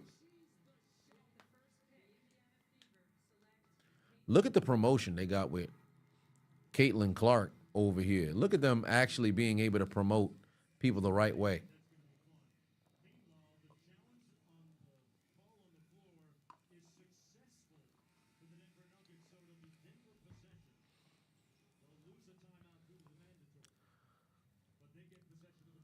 Thoughts on Drake EDP allegations? Well, I can't. Interesting situation. Interesting. I'll just have to wait till more details come out. Do I plan on making a video on these TikTok and Instagram fake dentist and veneer techs? Fam, veneer tech's not even a fucking real position. People are so goddamn gullible, bro. And I promise you, it's primarily motherfuckers from Atlanta who probably scamming, bro. I don't know how people keep falling for shit. Like, it's one thing if it's like a deliberate scheme and you mess around and fall for... People legitimately paying 10 grand thinking you'll become a fucking veneer tech. How stupid are you, bro? How stupid are you? You pay $10,000 for like a 2-week course and now people are going to give you access to their mouth? It's crazy. Like, I'll never understand that. Like, there's times in which I understand if somebody mess around and they could get you out of some bread if they actually have the right sort of messaging and marketing, but it's starting to get ridiculous. Do I believe Caitlin Clark will end up being the greatest WNBA player to ever play? She definitely has said trajectory, I'll tell you that much. She has a trajectory. In my opinion, it was supposed to be Maya Moore. Had she never retired, Maya Moore would have probably been like a fucking 7-time champion. She would have definitely caught up Diana Taurasi ass. She was well on her way. Funny enough, in the very city that we watching this game in. Still a 15-point deficit right now for Minnesota, but they've got some more work to do. Anthony Edwards answers with a 3. Jokic is 3 assists away from getting to 10. He needs 1 more rebound and then, of course, 3 more points.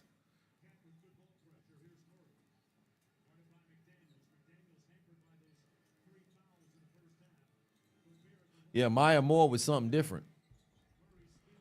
Jamal Murray just over here chucking like a motherfucker, but he's now got 20 points. If I pay somebody $10K, I better get access to somebody's mouth. It's crazy. I ain't gonna hold you. That's crazy.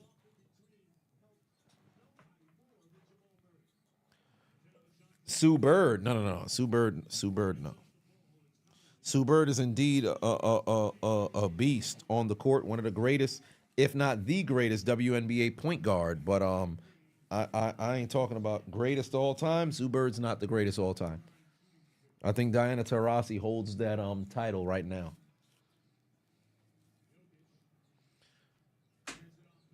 Golly, Jamal Murray got to relax. Yeah, he about to try to see if he could bait his way to a foul call. Good fucking defense by Daniels, but then now you got that goddamn foul afterwards.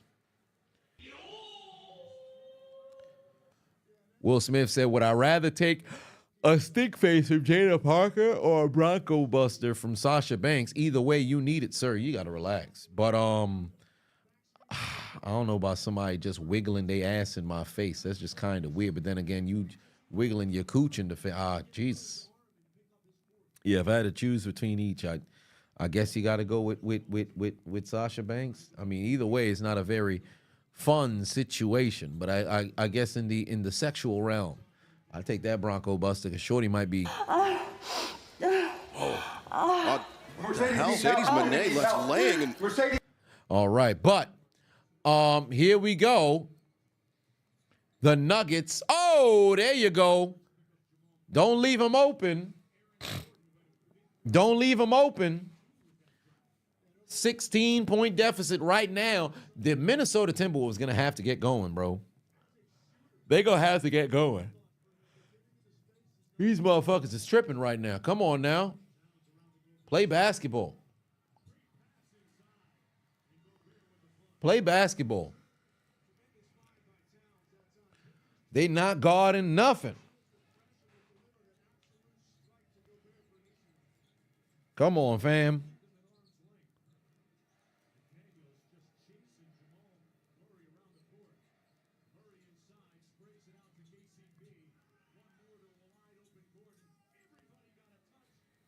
Timeout.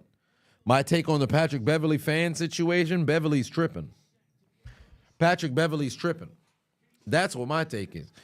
You hate fast break threes? Me too. I can't fucking stand them. I think it's so goddamn ridiculous. It makes no sense to me. I'll never be able to wrap my mind around how stupid people just so happen to be to have transition fucking three. Like, go to the fucking paint. Attack the basket. I hate that shit. Now, of course, when it goes in, it's cool. But overall, in my opinion, I can't stand it. If you've got a mismatch, why are we pulling up for fucking three? By the way, on the triple-double watch, it's 7, 9, and 8 right now for Nikola Jokic. Now, here's my concern. Because the lead is 22 right now, fourth quarter can come, and they can mess around and sit Jokic the entire time. So now I'm slightly concerned. And Jamal Murray has 20. I'm a little bit concerned. Because from where we stand right now, this is what my pick'ems look like. This is what my pick'ems look like right now. I'm slightly concerned. Because MAW still has 5, but with this game, if the game gets out of hand, he's going to see minutes. Kyle Anderson should remain on the bench unless it becomes a blowout. Then he'll be entering the game. But Nikola Jokic has 7, 9, and 8. I can't envision a circumstance where Nikola Jokic does not end with at least 10 points. However, my concern is that he doesn't pick up those other 2 assists, and Jamal Murray is 1 point away from getting me what I need. I am a little bit afraid if Minnesota can't continue to make this a game. Braylon put 5 on it.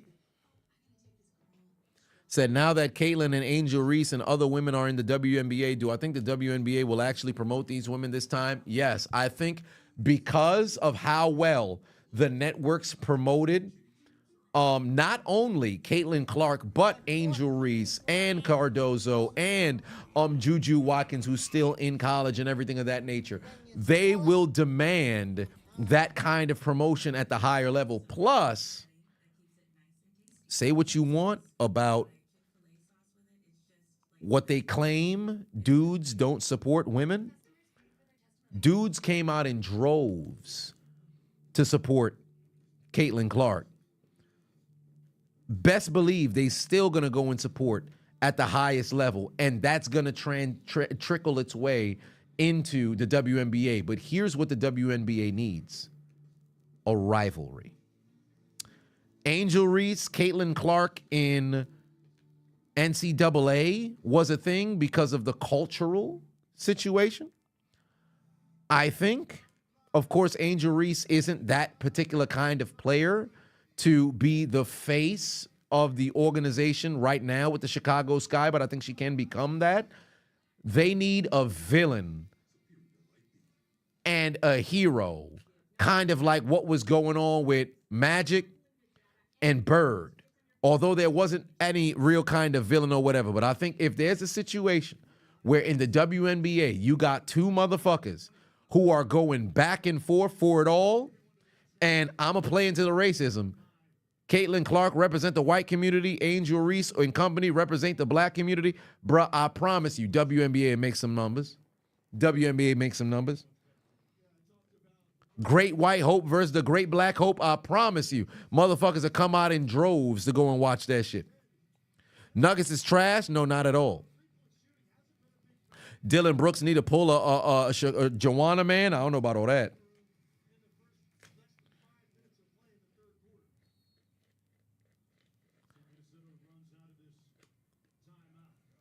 Magic and Bird, get out of here. No, of course, obviously, they're not batting the Magic and Bird. I'm saying the historical significance of Magic and Bird when they saved the NBA.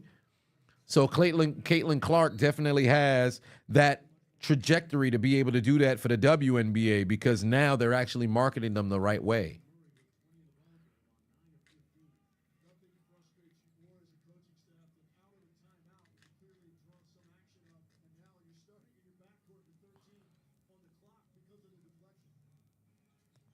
You rooted for Iowa over South Carolina, even though you're from Columbia, and you wasn't the only one. Her popularity was insane. Ain't that crazy? Ain't that crazy? Come on now. If you're Minnesota, you got to get going now. You got to get going now.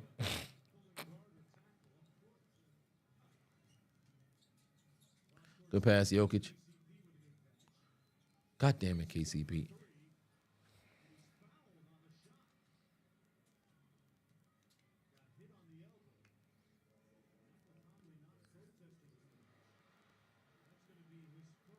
That's crazy. Yeah, they doing everything wrong tonight. They are doing everything wrong tonight. What are they doing? They doing everything wrong tonight. Who do I have, the Mavs or the Thunder? I actually have Dallas winning the series, but man, I do like how OKC is playing.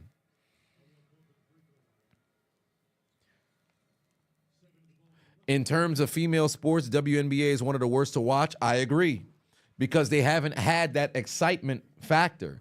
Think about it. You watching these dudes jump damn near out they sneakers, dunking on top of each other, shooting from range, crossing motherfuckers over and everything of that nature. And then you turn on the game of the WNBA and they can shoot some crosses here and there, and then there's really no dunks. So from the entertainment perspective, I'm somebody who says lower the rim a little bit. Let them start wilding out on dunking on motherfuckers. I promise you, people to tune in. People keep looking at it from the perspective, oh no, that's the wrong way to go about it. Whatever. If you think the casual fan is into watching the fundamentals of the game, they don't want to see that. They want to see somebody pull up from either super range, like you were seeing in college basketball, or that kind of aggression down low, back and forth kind of situation. Motherfuckers do not want to tune in to go see a layup line. I'm talking for the casual fan. I love basketball and basketball's realm, so I have no issue watching. But the regular casual person scrolling through goddamn television, they don't want to watch that. You have to think about the casual fan, not the purist of the sport, because that's not who's always watching.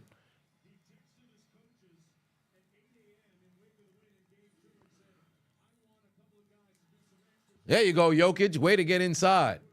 Nikola Jokic, 9 points now, but Anthony Edwards is starting to warm up on the other end. It's still a 20-point lead. Anthony Edwards better get going. Good pass. Whoa, offensive foul. Wow, they called the block. That's crazy. You telling me that wasn't an elbow?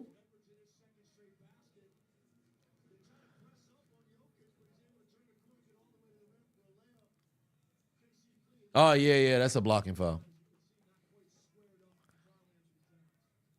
You only watch Brianna Stewart, Sabrina Ionescu, and Kelsey Plum. Fair enough. Timothy put 2 on it. What the fuck's going on with the playoffs? You're loving it? Me too. I'm absolutely loving what we're seeing on the court. 14 grams. I'm loving what we're seeing on the court. Then you sell it. They should have lowered the rim when Griner joined, but they missed that opportunity. To a certain degree, yes. Oh, wow. Anthony Edwards definitely fucking traveled. Oh, fucking KCP almost got a steal. That would have fucked up my damn pick'ems. We don't need to see that. We do not want to see that. Come on now. All starters still on the floor, by the way, ladies and gentlemen. All starters still on the floor, by the way.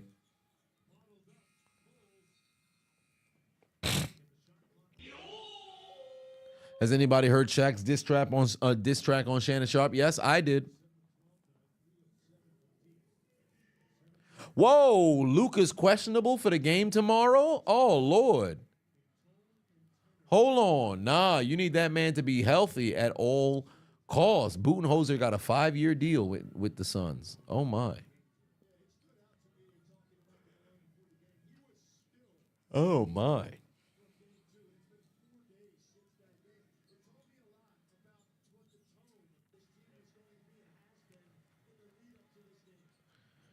Yeah, this is about to be. If I'm Minnesota, I would just let Ant cook. Just let Ant cook.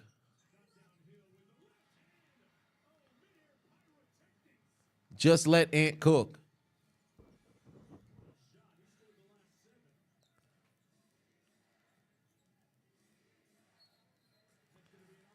Damn, offensive foul on Nikola Jokic. That's his second.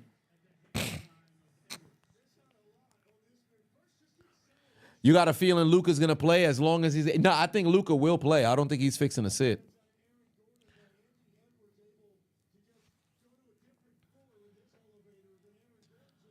Golly. Hey, let Anthony Edwards cook. Just let that man cook. He's starting to warm up. He's got 10 points in the quarter. Let that man cook. Terrible fucking shot attempt.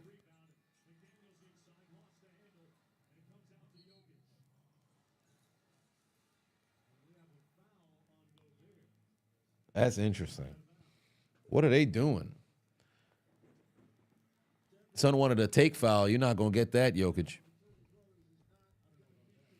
Cameron said, you think this new era of basketball, the newer generation of players are really showing out?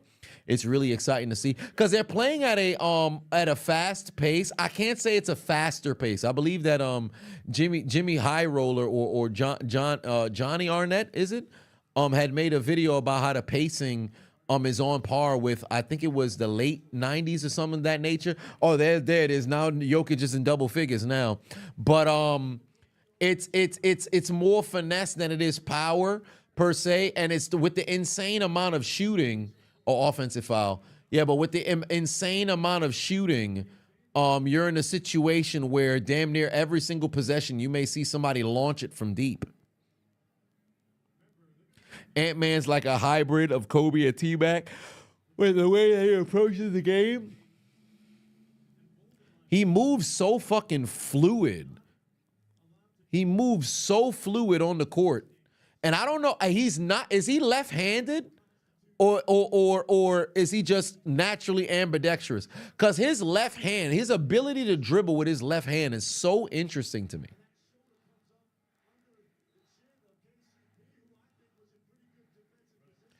All right, I'm going to need Jokic to dish off a couple more assists, bro. I need Jokic to, because I know Jokic will catch another rebound. I just need this man to dish off a couple more assists, bro.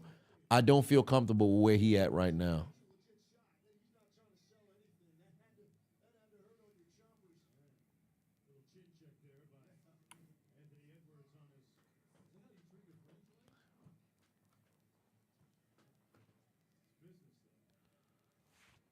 All starters are still on the floor, by the way, ladies and gentlemen. Just so you guys know.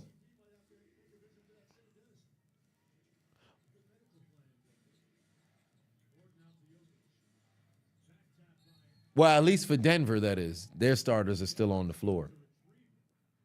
Kyle Anderson has checked into the game right now for Minnesota. So we need to keep him away from all particular kinds of scoring.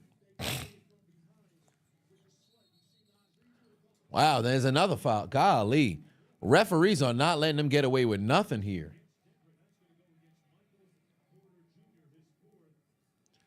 Oh, MPJ got his 4th fucking foul. That's wild.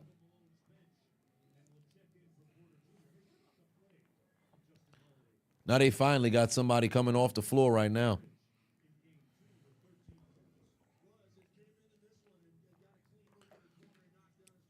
If you're Denver, all you got to do is maintain. All of the pressure right now is on Minnesota. There it is. Jokic got himself the 11th rebound. Well, damn, how the fuck? He only had 10 last time. So there's the double-double. And another assist. All right, we're one more away. Thank you. Jamal Murray got me what I needed. No, he didn't. No, he didn't. I need another basket from Jamal Murray. I need another basket from Nikola Jokic.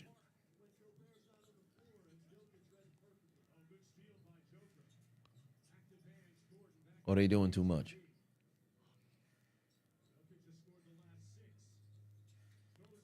There it is. Good alley-oop right there. 83-59, and now they probably going to take Jokic off the fucking floor. It's a 24-point lead. Oh, come on now. Don't do this to me. Don't do this to me. Take a look at my pick'ems right now. Things are looking promising, but look at my pick'ems right now. I am on the cusp. I am on the cusp. Look at my pick'ems right now. I'm on the cusp. Nikola Jokic only needs one more assist, and then I have a triple-double. Jamal Murray needs one more basket, and then he's over 20.5 points. And then at that point now, I'm just preying on the downfall of KCP and Kyle Anderson, and then I would just need Walker to go and contribute on the floor. Tony G in the building, what's good? They have no choice. Their bench is hollowed out. Oh, Lord. Oh, boy. Well, let me tell you guys something right now. Leading all scorers is indeed Jamal Murray with 20. Nikola Jokic, 13, 11, and 9. Michael Porter Jr., although he's at the bench right now with 4 fouls, he's got 15 points. On 5 of 6 from the free throw line and 2 made threes. You got 13 by Aaron Gordon, 9 from KCP. Meanwhile, for Minnesota, it's Anthony Edwards who came alive in the third quarter. 10 points in the quarter, 19 overall. And then you got 12 from Karl Anthony Towns, 4 from Mike Conley, and that's pretty much it. Not a lot of scoring coming from Minnesota collectively today at all. Get Kyle Anderson off the floor. Get Kyle Anderson off the floor. Come on, Jokic, guard him. Thank you. Another rebound for Jokic. That should be 12 for Jokic, but we need another assist. Either Jamal Murray basket.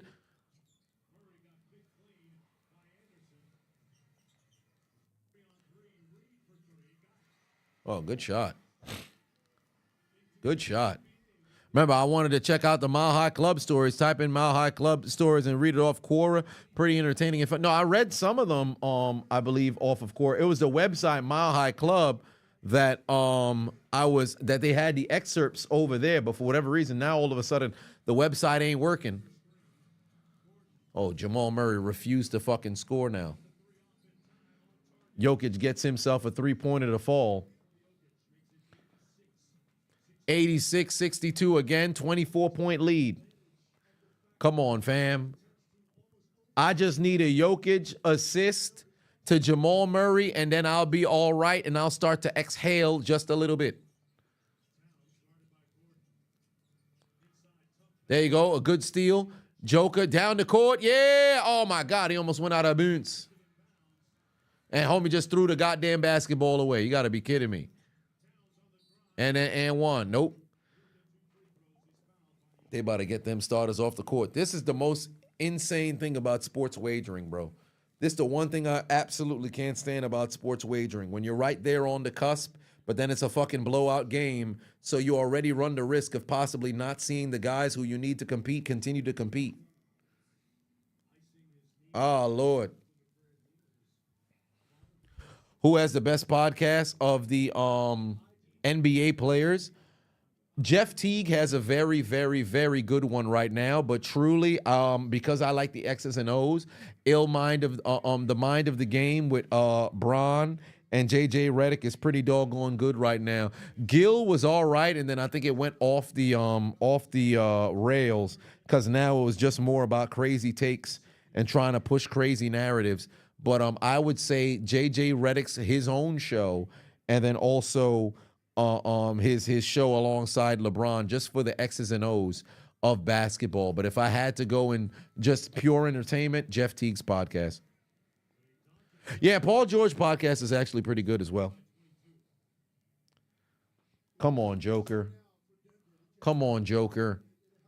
Get me an assist. Get me an assist.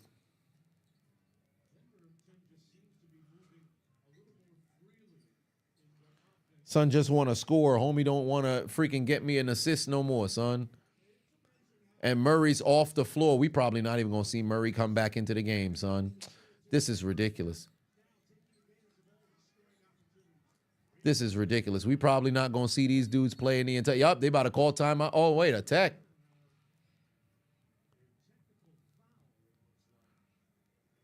Come on, man. They about to take them off the floor. Oh, my God. I'm about to be sick. I'm about to be sick for my pick'ems. Oh, yeah, UD and Mike Miller. Yeah, UD's podcast and Mike Miller is pretty doggone good. Yeah, that is pretty good. The OGs.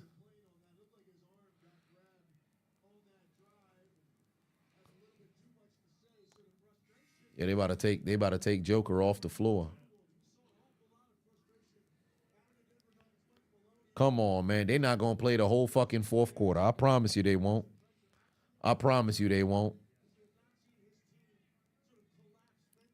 Arenas is an idiot. Yeah, he be just doing too much, in my opinion. Oh, Joker's still on the floor. Son going to get that goddamn assist.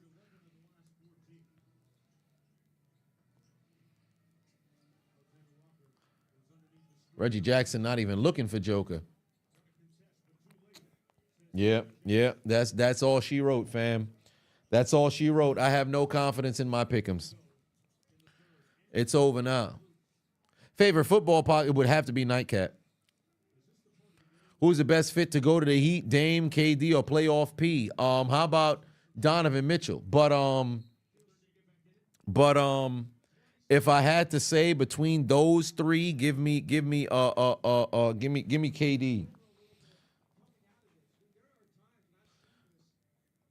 Shumpert's stories are always entertaining. He's a very good storyteller. He's a very good storyteller.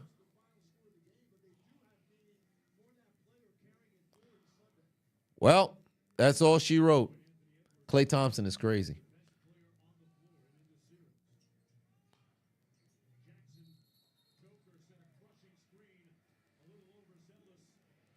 Payne, that would have been the assist for me. That would have been the assist for me. Yep, Joker's coming off the floor. That's pretty much it for the remainder of the game. Shit done. That would have been the fucking assists for me, too. Oh, you son of a bitch. That would have been the assists for me to get me the lock on my pick'ems. Come on, man. You got to be kidding me.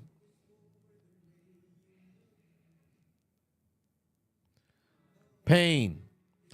MR says the problem is Gil doesn't want to be wrong when it comes to certain discussions. It becomes an outlandish take. Correct? Yeah, that's pain because I know in the fourth quarter they're not going to put in Jokic. They're not going to put in, they ain't going to put in Murray. That's pain. Oh, Lord. One leg short of Adonis by way of this tomfoolery. And watch, KCP not going to record a steal. All of a sudden, Alexander's going to go and get himself some points when he enters in the fourth quarter. Kyle Anderson will continue to be scoreless for the remainder of the game. And then it's going to be, funny enough, Jamal Murray and motherfucking Nikola Jokic who end up making me miss on the pick'em. Pain. Yeah, Gil really be one of them people who'd be thinking, yo, if I yell, then that must make it right.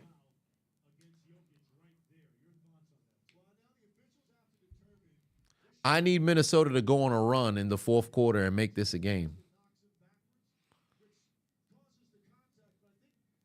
Turner, Iguodala, yes.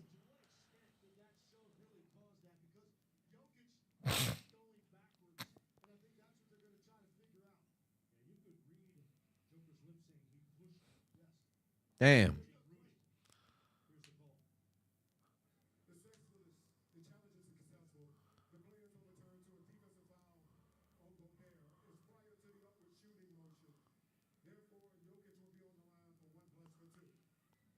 Wow. So they bring Jokic back in. They reverse it.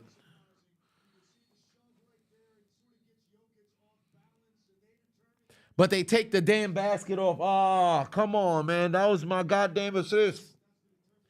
That was my assist. Come on. That was my assist. Yeah, I agree. That's the same thing that I was saying earlier. Minnesota's still in a good spot even if they lose this game. Now, this isn't cope for them either.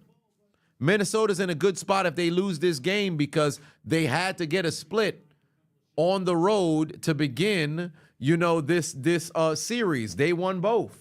So with that being the case, the same pressure that Denver has in this game is the same pressure they fixing to have in the next game. Minnesota still has the advantage here.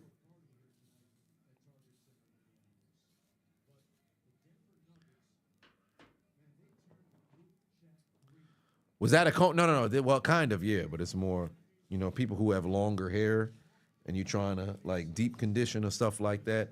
You're trying to go and reach your things. So I took this from my mother. Largest deficit this season, indeed it is, but it really don't fucking matter. Oh, no, not Kyle Anderson. Oh, my God, what the fuck? Kyle Anderson hit a three? Oh, my Lord, bro. Is that a deep two or is it a three? Anybody but Kyle Anderson. Oh, my God, son. You've got to be kidding me. They know I'm wagering. They know I'm wagering. Look at this. Look at this. Kyle Anderson under 4 points. This man hits a fucking buzzer beater. Jamal Murray, I need 21. This motherfucker only gave me 2 points in the goddamn third quarter. KCP's done nothing, which I'm happy about. Jokic just needs a goddamn assist. And then I don't even think Walker played or the homie didn't do, he barely did anything in that goddamn third quarter. Oh my God, I'm about to be in pain. Slow-mo Anderson with a goddamn buzzer beater shot. You gotta be kidding me. Oh my God, son. They know I'm wagering. They know I'm wagering. Now this fourth quarter about to have me on edge only because I know since they're winning by how many points, ladies and gentlemen? The lead right now for the damn Nuggets is that magic number. 27. 27. 27. 27. 27 27 27 27 27 Shatash. 27 27. 27 27 27 27 27 27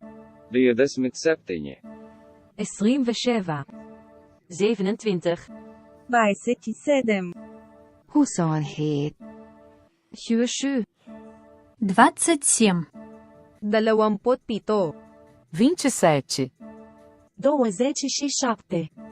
27 27 27 27 17. 27 27 27. Listen. They scheming on me, bruh. They scheming on me. This is ridiculous. I can't do this no more, bruh. I know Jokic and Murray ain't gonna play another goddamn moment of this game. Unless Minnesota goes on a run. I need Minnesota to go on a run and make this a game again, please. I need Minnesota to go on a run and make this a game again, please. I'm going to need a hug indeed. Oh, Lord. Fourth quarter is ready to get underway. Minnesota trailing at home 93-66. Jokic winning the MVP disgusts you, says Black Man in the Mountains. Largest NBA playoff comeback coming? Maybe. Maybe. In fact, what is the largest NBA playoff comeback? Hold on, wait a minute.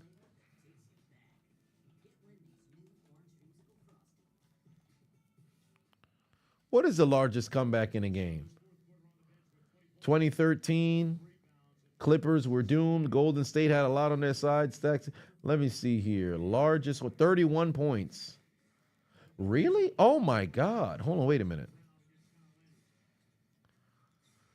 Clippers and Warriors. Interesting. Sonic, okay. Funny enough, the Clippers again. Okay. Came back. Nets. Huh. The more you know. No. The Mavs lost the game, though. When they came back, they almost had the largest comeback. But they lost. Of course, it's a Doc Rivers squad. Come on, Murray! Yes, Murray's going to the line. Thank you. Oh, no, it's a fucking violation. Great. Jamal Murray's still on the court, though, ladies and gentlemen. Jamal Murray's still on the court, so I'm happy about that. But I need Jamal Murray a basket. I need a basket from Jamal Murray. Is Jokic on the floor? I doubt it. Yeah, Jokic is not on the floor, but Jamal Murray's on the floor, so we probably not going to see Jokic no more. We need a run from Minnesota. Why is Anthony Edwards not in the game? That's a question that I have. There we go. Foul Alexander. Thank you. Foul him. Send him to the line. Thank you. Thank you. Get your free throws, Alexander. Get your free throws. All right. Get me some. He's now at 8. Walker Alexander's now at 8. I need 3 more contributions on the floor from him. I need homie to do 3 more things on the court to help me out. So whether that's an assist, whether that's a rebound, or whether that's a bucket, I need that from him. Golly. All right, now let Jamal Murray go and get himself a bucket.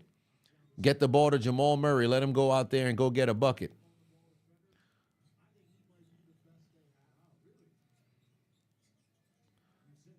Foul him. God damn it. Why are you passing the ball, Jamal Murray? Anybody but fucking Kyle Anderson. Anybody but Anderson. No. Kyle Anderson's going to the line. No. Oh, my God, miss. Please, miss. Please, miss. Please, anybody but fucking Kyle Anderson. Oh, my God. No. Miss.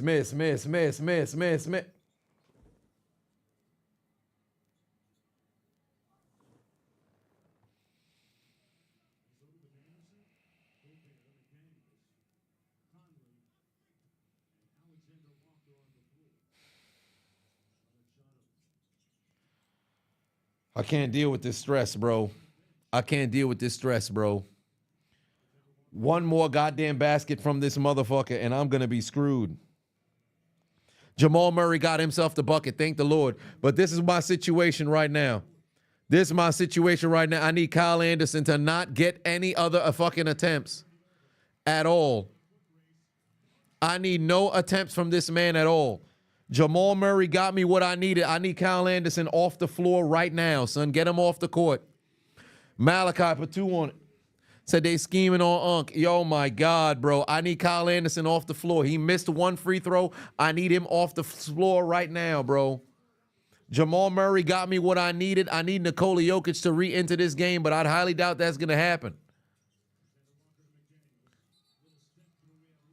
Oh, and they call a block. Okay, perfect. Now I just need Walker would have had an assist right there. I need Walker to score or possibly get himself an assist, but get fucking Kyle Anderson off the court, please.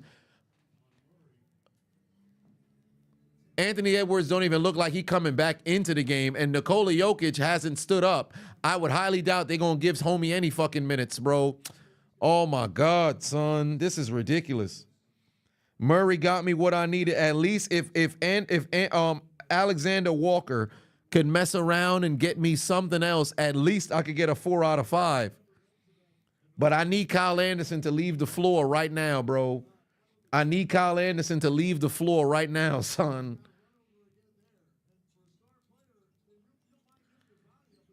Get him out of here. Yeah, we ain't going to see no Nikola Jokic no more, bro. That's pretty much it. We ain't going to see Nikola Jokic no more, bro. It's over. Might as well send in the scrubs. There ain't no reason to get fucking Nikola Jokic back in the game. Then you sell it. Golly. Pain. Pain.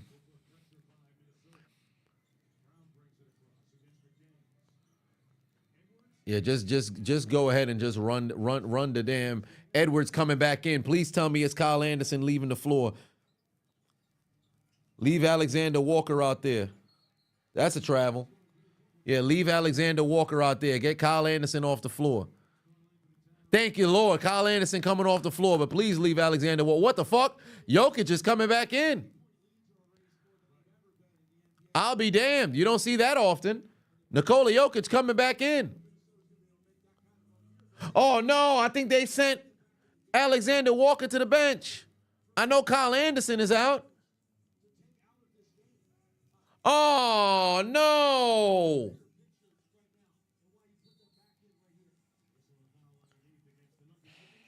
Well, actually, no. I still might have an opportunity because they're getting punched right now. So I may have an opportunity to see him come back in. Black man, put 10 on it.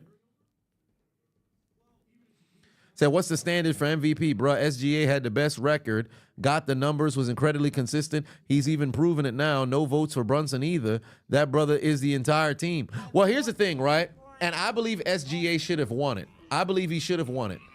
But Jokic and in the West, Denver and OKC weren't that far apart, so then the record kind of doesn't play as big as a role as it did in the past. But I do agree. I would have rather it go to SGA than Jokic, but Jokic still did have a very, very good season. So with that being the reality of the situation, I'm not relatively shocked. Come on, Murray, score! Give the ball back to Jokic. Give it back to Jokic. Jokic, give the ball to somebody. There you go. Good pass. No, you fucking suck, MPJ. You fucking suck. That was the assist. Jesus. Why do they refuse to score? Why does he refuse to score? That was the fucking assist. Just dunk the ball.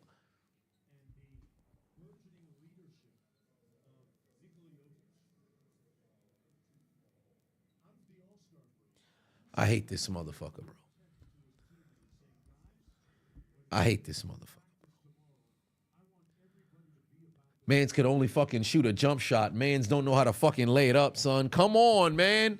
They about to take Jokic out the game. They're going to take him out the fucking game. You could see he wants to get that goddamn assist so he can get a triple-double. That's the only reason why he back in the game, bro. Come on, son. God damn. What the hell?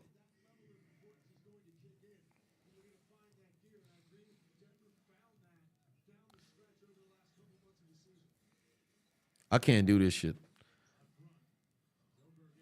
I can't do this shit. Homie just gonna go and score his damn self. What's even the point? Just go ahead, call timeout, and take your Joker out the game, son. Just go ahead and call timeout and take Joker out the game and break my goddamn heart. Oh my God. Did I see Brittany Griner wrote a book? Nah. Always got a scap. Oh my God. And then they got a fucking, he gonna foul him in transition. Now he coming off the floor. Oh my God, bro. Why, son? Why? Can't do this shit. Can't do it. Can't bet with him. Can't win with him. Can't depend on him. Can't do it. Can't do it. Timothy, put 5 on him. Joker had the same stats. Same. Oh yes, that's right. Denver did have the same record as OKC. It was just it was a tiebreak that ended up having them. Yeah, that's right. That's right. I thought it was 1 game apart. Same fucking record. Better stats everywhere, but 2 categories. Joker defers the MVP. Only reason why I say I wanted SGA to have it is because nobody expected OKC to be where the fuck they were. Denver, you kind of expected it, but at the same time, with that exact same metric, you know, I can't just penalize somebody for continuing to play at a very high level. Now motherfuckers can't make a goddamn shot, son. Mike Malone getting ready to send in the goddamn scrubs, man. Good steal. Oh, now y'all want to go and finish. Well, he going to call timeout, and that's all she wrote. They going to call timeout, and that's all she wrote. They getting ready to go send in the scrubs.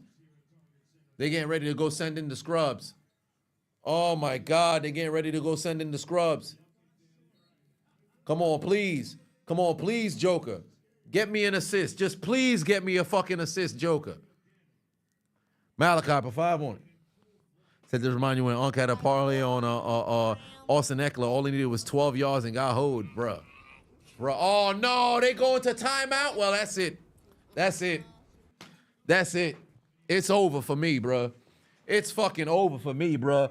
Yo, if I see Michael Porter Jr. in the streets, bro, I promise you, I got a shank for your fucking big toe, bro. How the fuck homie throws you a straight up lob that you can dunk? You smoke the fucking layup, son. You a real piece of shit. I see why your brothers is either going to prison or freaking spending their time suspended, bro. You ain't shit.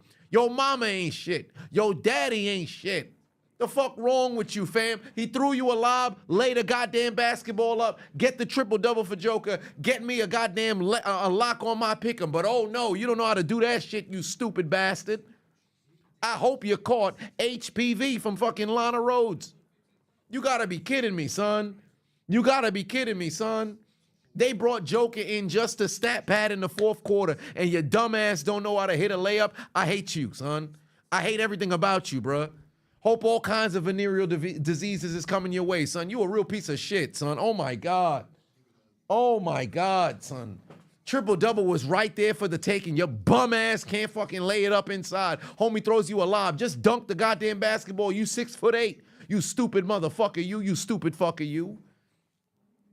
Don't let me go to Denver, son. I promise you. Next time y'all fly back to Denver, I'm taking a shit in a Ziploc bag. I promise you I'm throwing it at your house.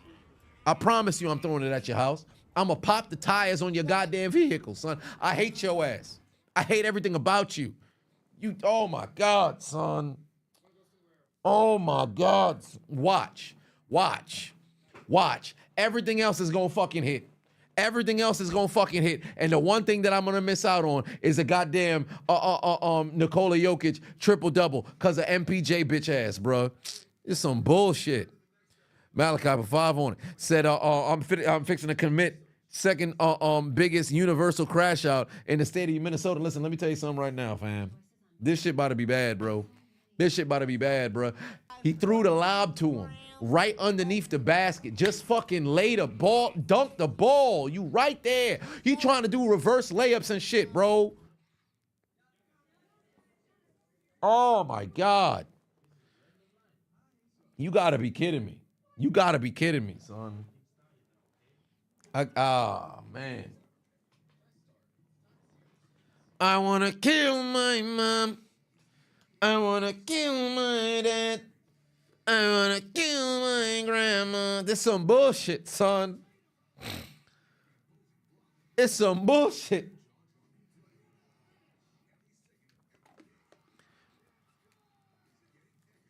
He gonna need to be dealt with.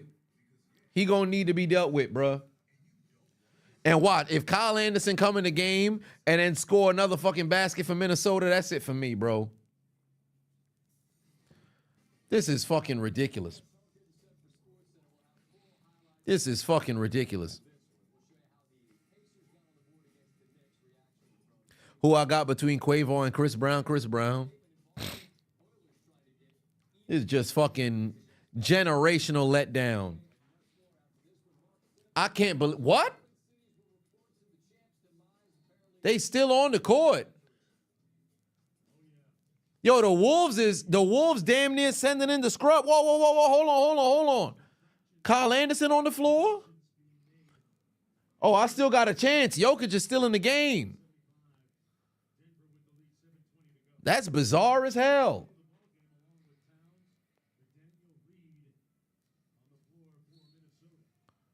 They trying a full court trap. This is interesting. I still got a chance. Yo, pad them stats. Get MPJ bitch ass off the floor. Get the ball to Jokic. I need an assist. They just waiting for that triple-double. That's all they want is that triple-double. Come on, Murray. Come on, Murray. No. Not anybody but MPJ, bitch ass. What the fuck? Get MPJ off the court. No, you can hit threes, but you can't fucking lay it up inside, you stupid light-skinned motherfucker. Oh, I promise you I can't stand this man, son. Just get me a goddamn assist, Joker. Get me an assist, Joker, please. And, oh, yes, there's the three. Oh, my God. Walker shot an air ball, bro. This man shot a supreme air ball, bro. God damn. You could have put in the three. That would have locked up another goddamn pick'em. Come on, son. Joker just needs one assist, and then he's off the floor. Legitimately, all they want to do is, oh, my God, now fucking Aaron Gordon throwing turnovers. Get the ball to Joker. Let Joker get a goddamn assist. Do they not understand the assignment? See, this is why I couldn't have been in organized crime, bro. Because I would have had somebody on the damn court right now. If Joker don't get an assist, I'm breaking your fucking legs. Just get the goddamn assist to Joker. Oh, now MPJ want to go inside. Get the ball to Joker, bruh. Thank you, Joker. Pass the ball, Joker. Pass the ball. No, don't go and score, Joker. Pass the ball. Pass the ball, Joker. Pass the ball. Get an assist. Get an assist. Give the ball to Murray. Give the ball to Murray. Come on, Murray, please. Come on, Murray, please. You fucking... I hate you motherfuckers. I hate you motherfuckers with every essence of my being, bro. I hate you motherfuckers with every essence of my being, bro. Oh my God, I hate you motherfuckers with every essence of my being, bro. I promise you I can't stand the Denver Nuggets. I promise you I can't stand the Denver Nuggets. Thank God Jamal Murray done gave me that extra. It took this man forever to go and get them damn points. Can you just get that assist for freaking Nikola Jokic, please?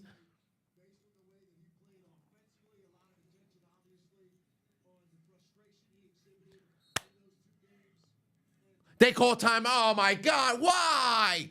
Why?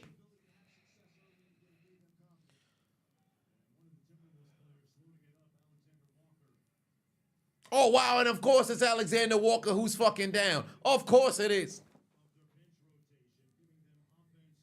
Yo, just go ahead and end the game, bro. Just go ahead and end the game, bro. Just go ahead and end the game, bro. I don't even want to see this shit no more, son. I don't even want to see this shit no more, bro. Malachi said, I'm about to drop the nuke on. I just might have to, bro. I might just have to. Jordan put two on, said, did you miss a LeBron hit? Nah. Oh my God, son. I hate these motherfuckers. I hate these motherfuckers. I'm fixing to crash out, bro. I'm fixing to crash out, bro. This is ridiculous. This is ridiculous. I'm fixing to go get the piece. I'm hopping on the flight right now. I'm heading to Minnesota, and I promise you I'm going to find Denver's locker room, son. This some bullshit, son. This some bullshit, bro. This some bullshit, bro.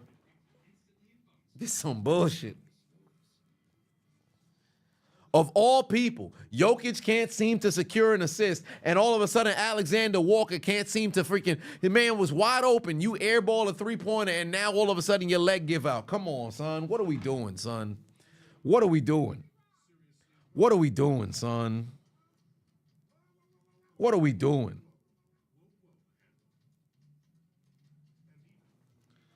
What is my life? What is my life, son?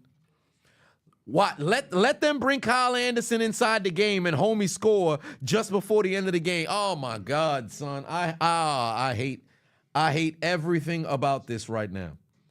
Nuggets purposely kept their starters in the game for an extended period of time just so Jokic can go and freaking go get this assist. Motherfuckers refuse to be able to score the basketball now, son. Waste of my goddamn time. So I hate you motherfuckers. I hate you motherfuckers. And everything you stand for. But ladies and gentlemen, it's 12 o'clock right now, so you know what that means.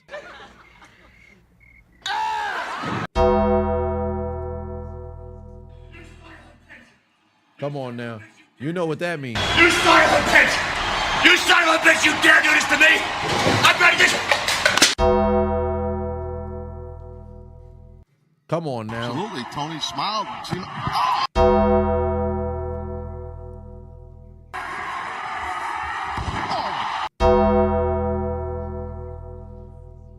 You know what that means.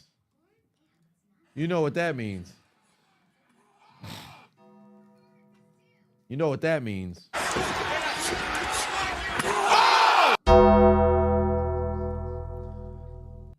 It's after hours, ladies and gentlemen.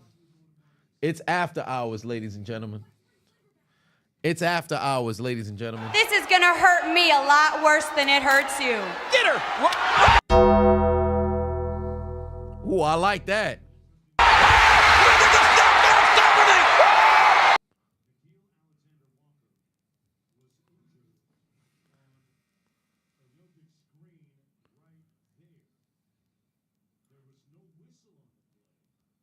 I'm 14 grams of crack. Oh, did Kyle Anderson get ejected? Oh, Kyle Anderson got ejected. All right, Kyle Anderson's gone. Thank the Lord. Kyle Anderson's gone. Thank the Lord. All right, so I don't got to worry about Kyle Anderson, but I'm pretty sure everybody else is already subbed out, so that's pretty much it for me. And the scrub. Oh, wait, no, the scrubs ain't on yet. Oh, wait. Yeah, it's over.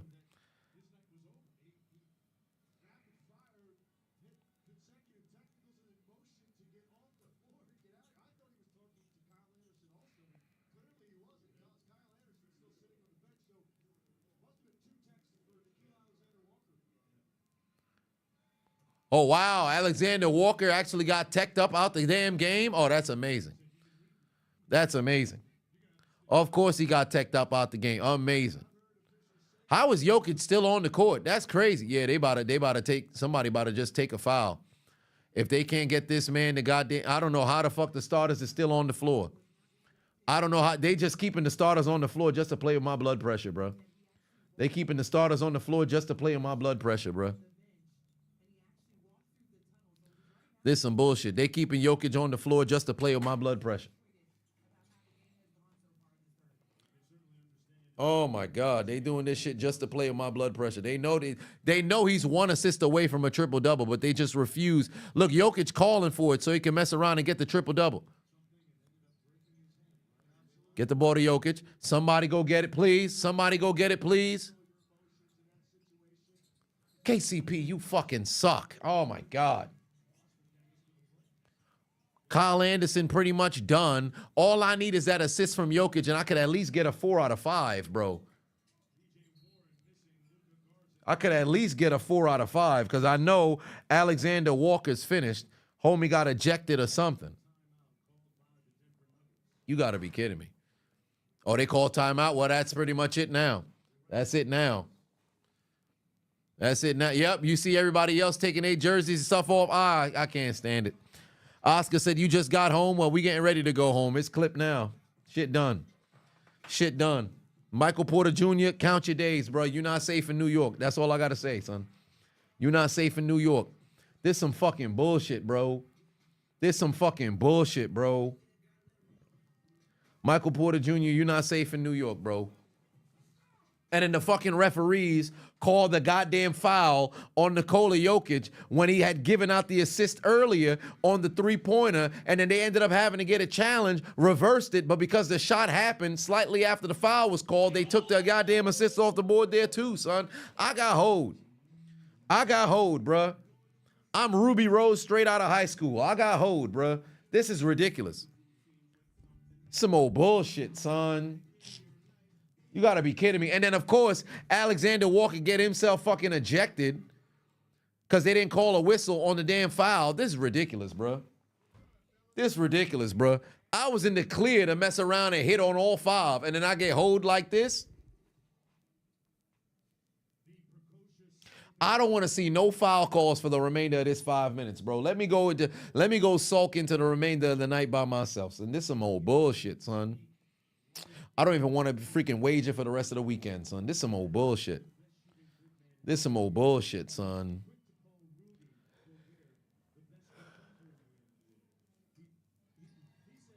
I don't want to, man. Ridiculous, son. Some old bullshit.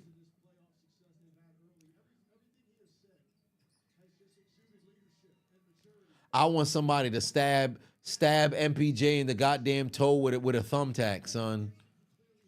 Stab him in the toe with a goddamn thumbtack, son. It is ridiculous. It's ridiculous. They about to make this the longest. This about to be the longest last 5 minutes. Why the game still on, son? These motherfuckers is up by 30. Come on, son. Run the clock. Accelerated clock. No fouls. Only jump shots. No fouls. Only jump shots. No fouls. Only jump shots.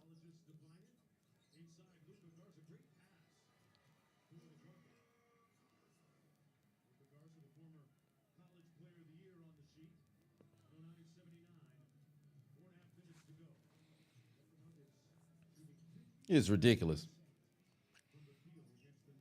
In other news, we are 11 days into, well, pardon me, 10 days. Well, no, actually 11, because now it's the 11th. We're running 3 miles every single day, by the way. So if you guys who were unaware, every single day of this month, I have ran 3 miles, and I intend to keep that up as well. So make sure, for those of you who like movement, make sure that you are picking up, your miles here in this month, because we are running that amount of miles every single day, 3 miles every single day.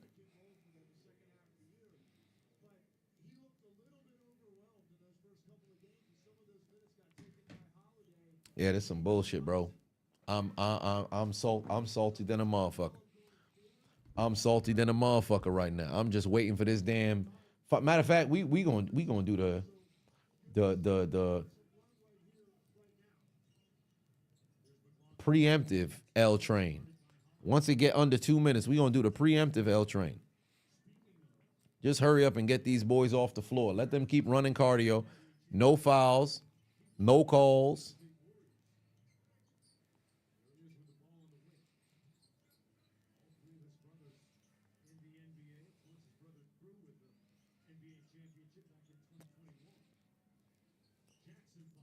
There you go. Nothing but bricks. Nothing but bricks. Stepped out of bounds. Thank you.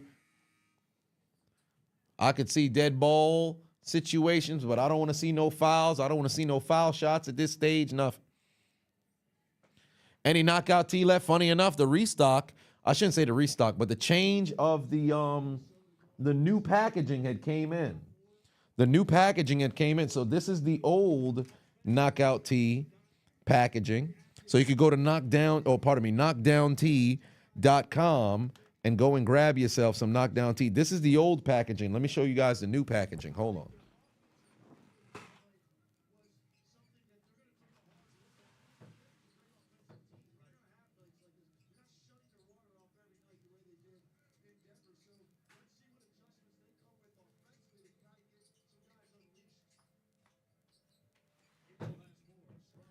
This is the new packaging. This is the new packaging. So there's the old one, and there's the official new logo right here. So all available on knockdownt.com. So make sure you guys go head over to knockdownt.com and go grab yourself the best tea to aid you get a little bit of sleep. Yeah, my pick'em's on the L train. Yeah, just go ahead and pack this goddamn game up, please. Why these motherfuckers got to stop the clock for? What are we stopping the clock for?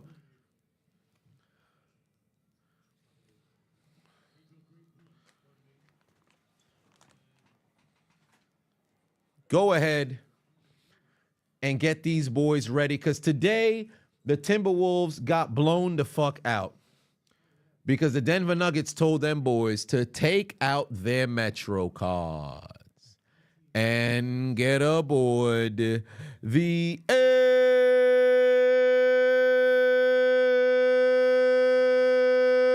train. Because even though they making free throws right now, these bum-ass motherfuckers cost me my goddamn pick'ems. And tonight, not only the Minnesota Timberwolves, but even my own pick'em. You lose. Nothing but an L. Failure. Straight up failure. And we gonna wait until this man hit the bottom of the fucking backboard. Homie hit the bottom of the backboard. What are we doing? What are we doing? Why are we fouling? Why are they fouling over here? Now these motherfuckers is in the bonus. Just wasting time, bro. Come on, man. Come on, man. Come on, man. We gonna do the get the lemons out first. It's over. You lose. It's over. You lose. It's over. You lose. It's over. You lose. Fresh hot ales, fresh hot ales, fresh hot ales, fresh hot ales, fresh hot ales, fresh hot ales, fresh hot ales, fresh hot ales, fresh hot ales, fresh hot ales, fresh hot ales, fresh hot ales, fresh hot ales, fresh hot ales, fresh hot ales, fresh hot ales, fresh hot ales, fresh hot ales, fresh hot ales, fresh hot. It's over. You lose. Fresh hot ales, fresh hot ales, fresh hot ales, fresh hot ales, fresh hot ales, fresh hot ales, fresh hot ales, fresh hot ales, fresh hot ales, fresh hot ales. Fresh hot L's, bro. Fresh hot L's. Just pack them boys up, get them off the fucking floor, bro. This game done. This game done. Yeah, my pick'ems is in the fucking Death Note, bro. My pick'em's in the fucking Death Note, bro. And they just wasting time out here. They're just extending the length of the game for no goddamn reason. Goddamn scrubs over here trying to get baskets and shit. Get them off the court, son. Get them off the court, son. Douchebag alert, son. These motherfuckers just cost me heavily, son. Cost me heavily. MPJ just refused to freaking score the goddamn basketball in the end to get Nikola Jokic a triple-double. And then for whatever reason, after not getting a goddamn whistle, Alexander Walker wants to get himself fucking ejected and shit, son. Fuck these motherfuckers. Goddamn assholes, bruh. Wasting my damn time watching this goddamn game. I should have watched New York and Indiana. I should have watched New York and Indiana, bruh. Some old bullshit. You know what I could have used? Some knockdown tea. That's what I could have used. Some knockdown tea. I'd have been asleep before this game was even over. So make sure you guys head over to knockdowntea.com. 1 cup, you're down for the count. 2 cups, throw in the towel. You understand what I'm saying? But hurry up and pack this goddamn game up. Too many motherfuckers over here trying to get baskets and trying to freaking extend this game. Son, get off the floor. It's over. Shooting free throws, trying to be merchants for some fucking points at the late point of the goddamn games, and get off the court.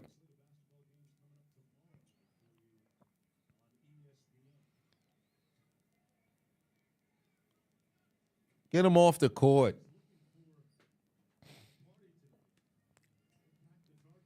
There it is. All right, game done. Game done. Game done. Ladies and gentlemen, boys and girls, children of all ages, we have just watched the Minnesota Timberwolves get absolutely blown the fuck out in game 3 of this series at home. But all pressure is still on Denver as they are trailing 2-1 in the series. We shall see how they respond, I believe, this Sunday for game 4. One way or another, I appreciate y'all tuning into the stream. And unfortunately for me, my pick'ems did not work out in my favor in this Fresh hot ales. Fresh hot L 27-point loss. So, ladies and gentlemen, I shall see you later on here during, I believe, Saturday afternoon or possibly Saturday evening. Just have to figure out what time it is that I'm fixing to go live. But I appreciate y'all. Y'all have yourselves a very good night. Congratulations to the Denver Nuggets picking up a W in this series. And unfortunately, it's very Tragic. for the fucking Minnesota Timberwolves to mess around and take that L. What is it for them? Tragic. Very tragic. Thank you very much, neighborhood horde. Classic man, put 2 on it. Say, can we get that LeBron music before we leave? Oh, of course you can. Right before we happen to see Eddie take us out. How about a La Salsa?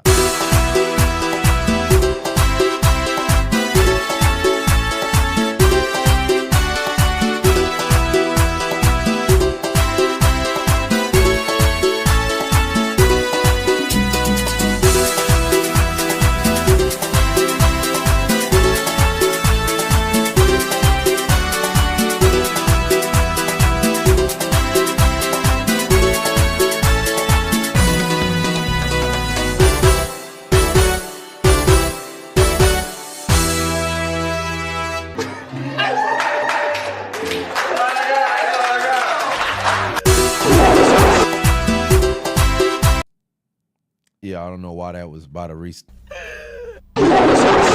Yeah, that's how I feel right now.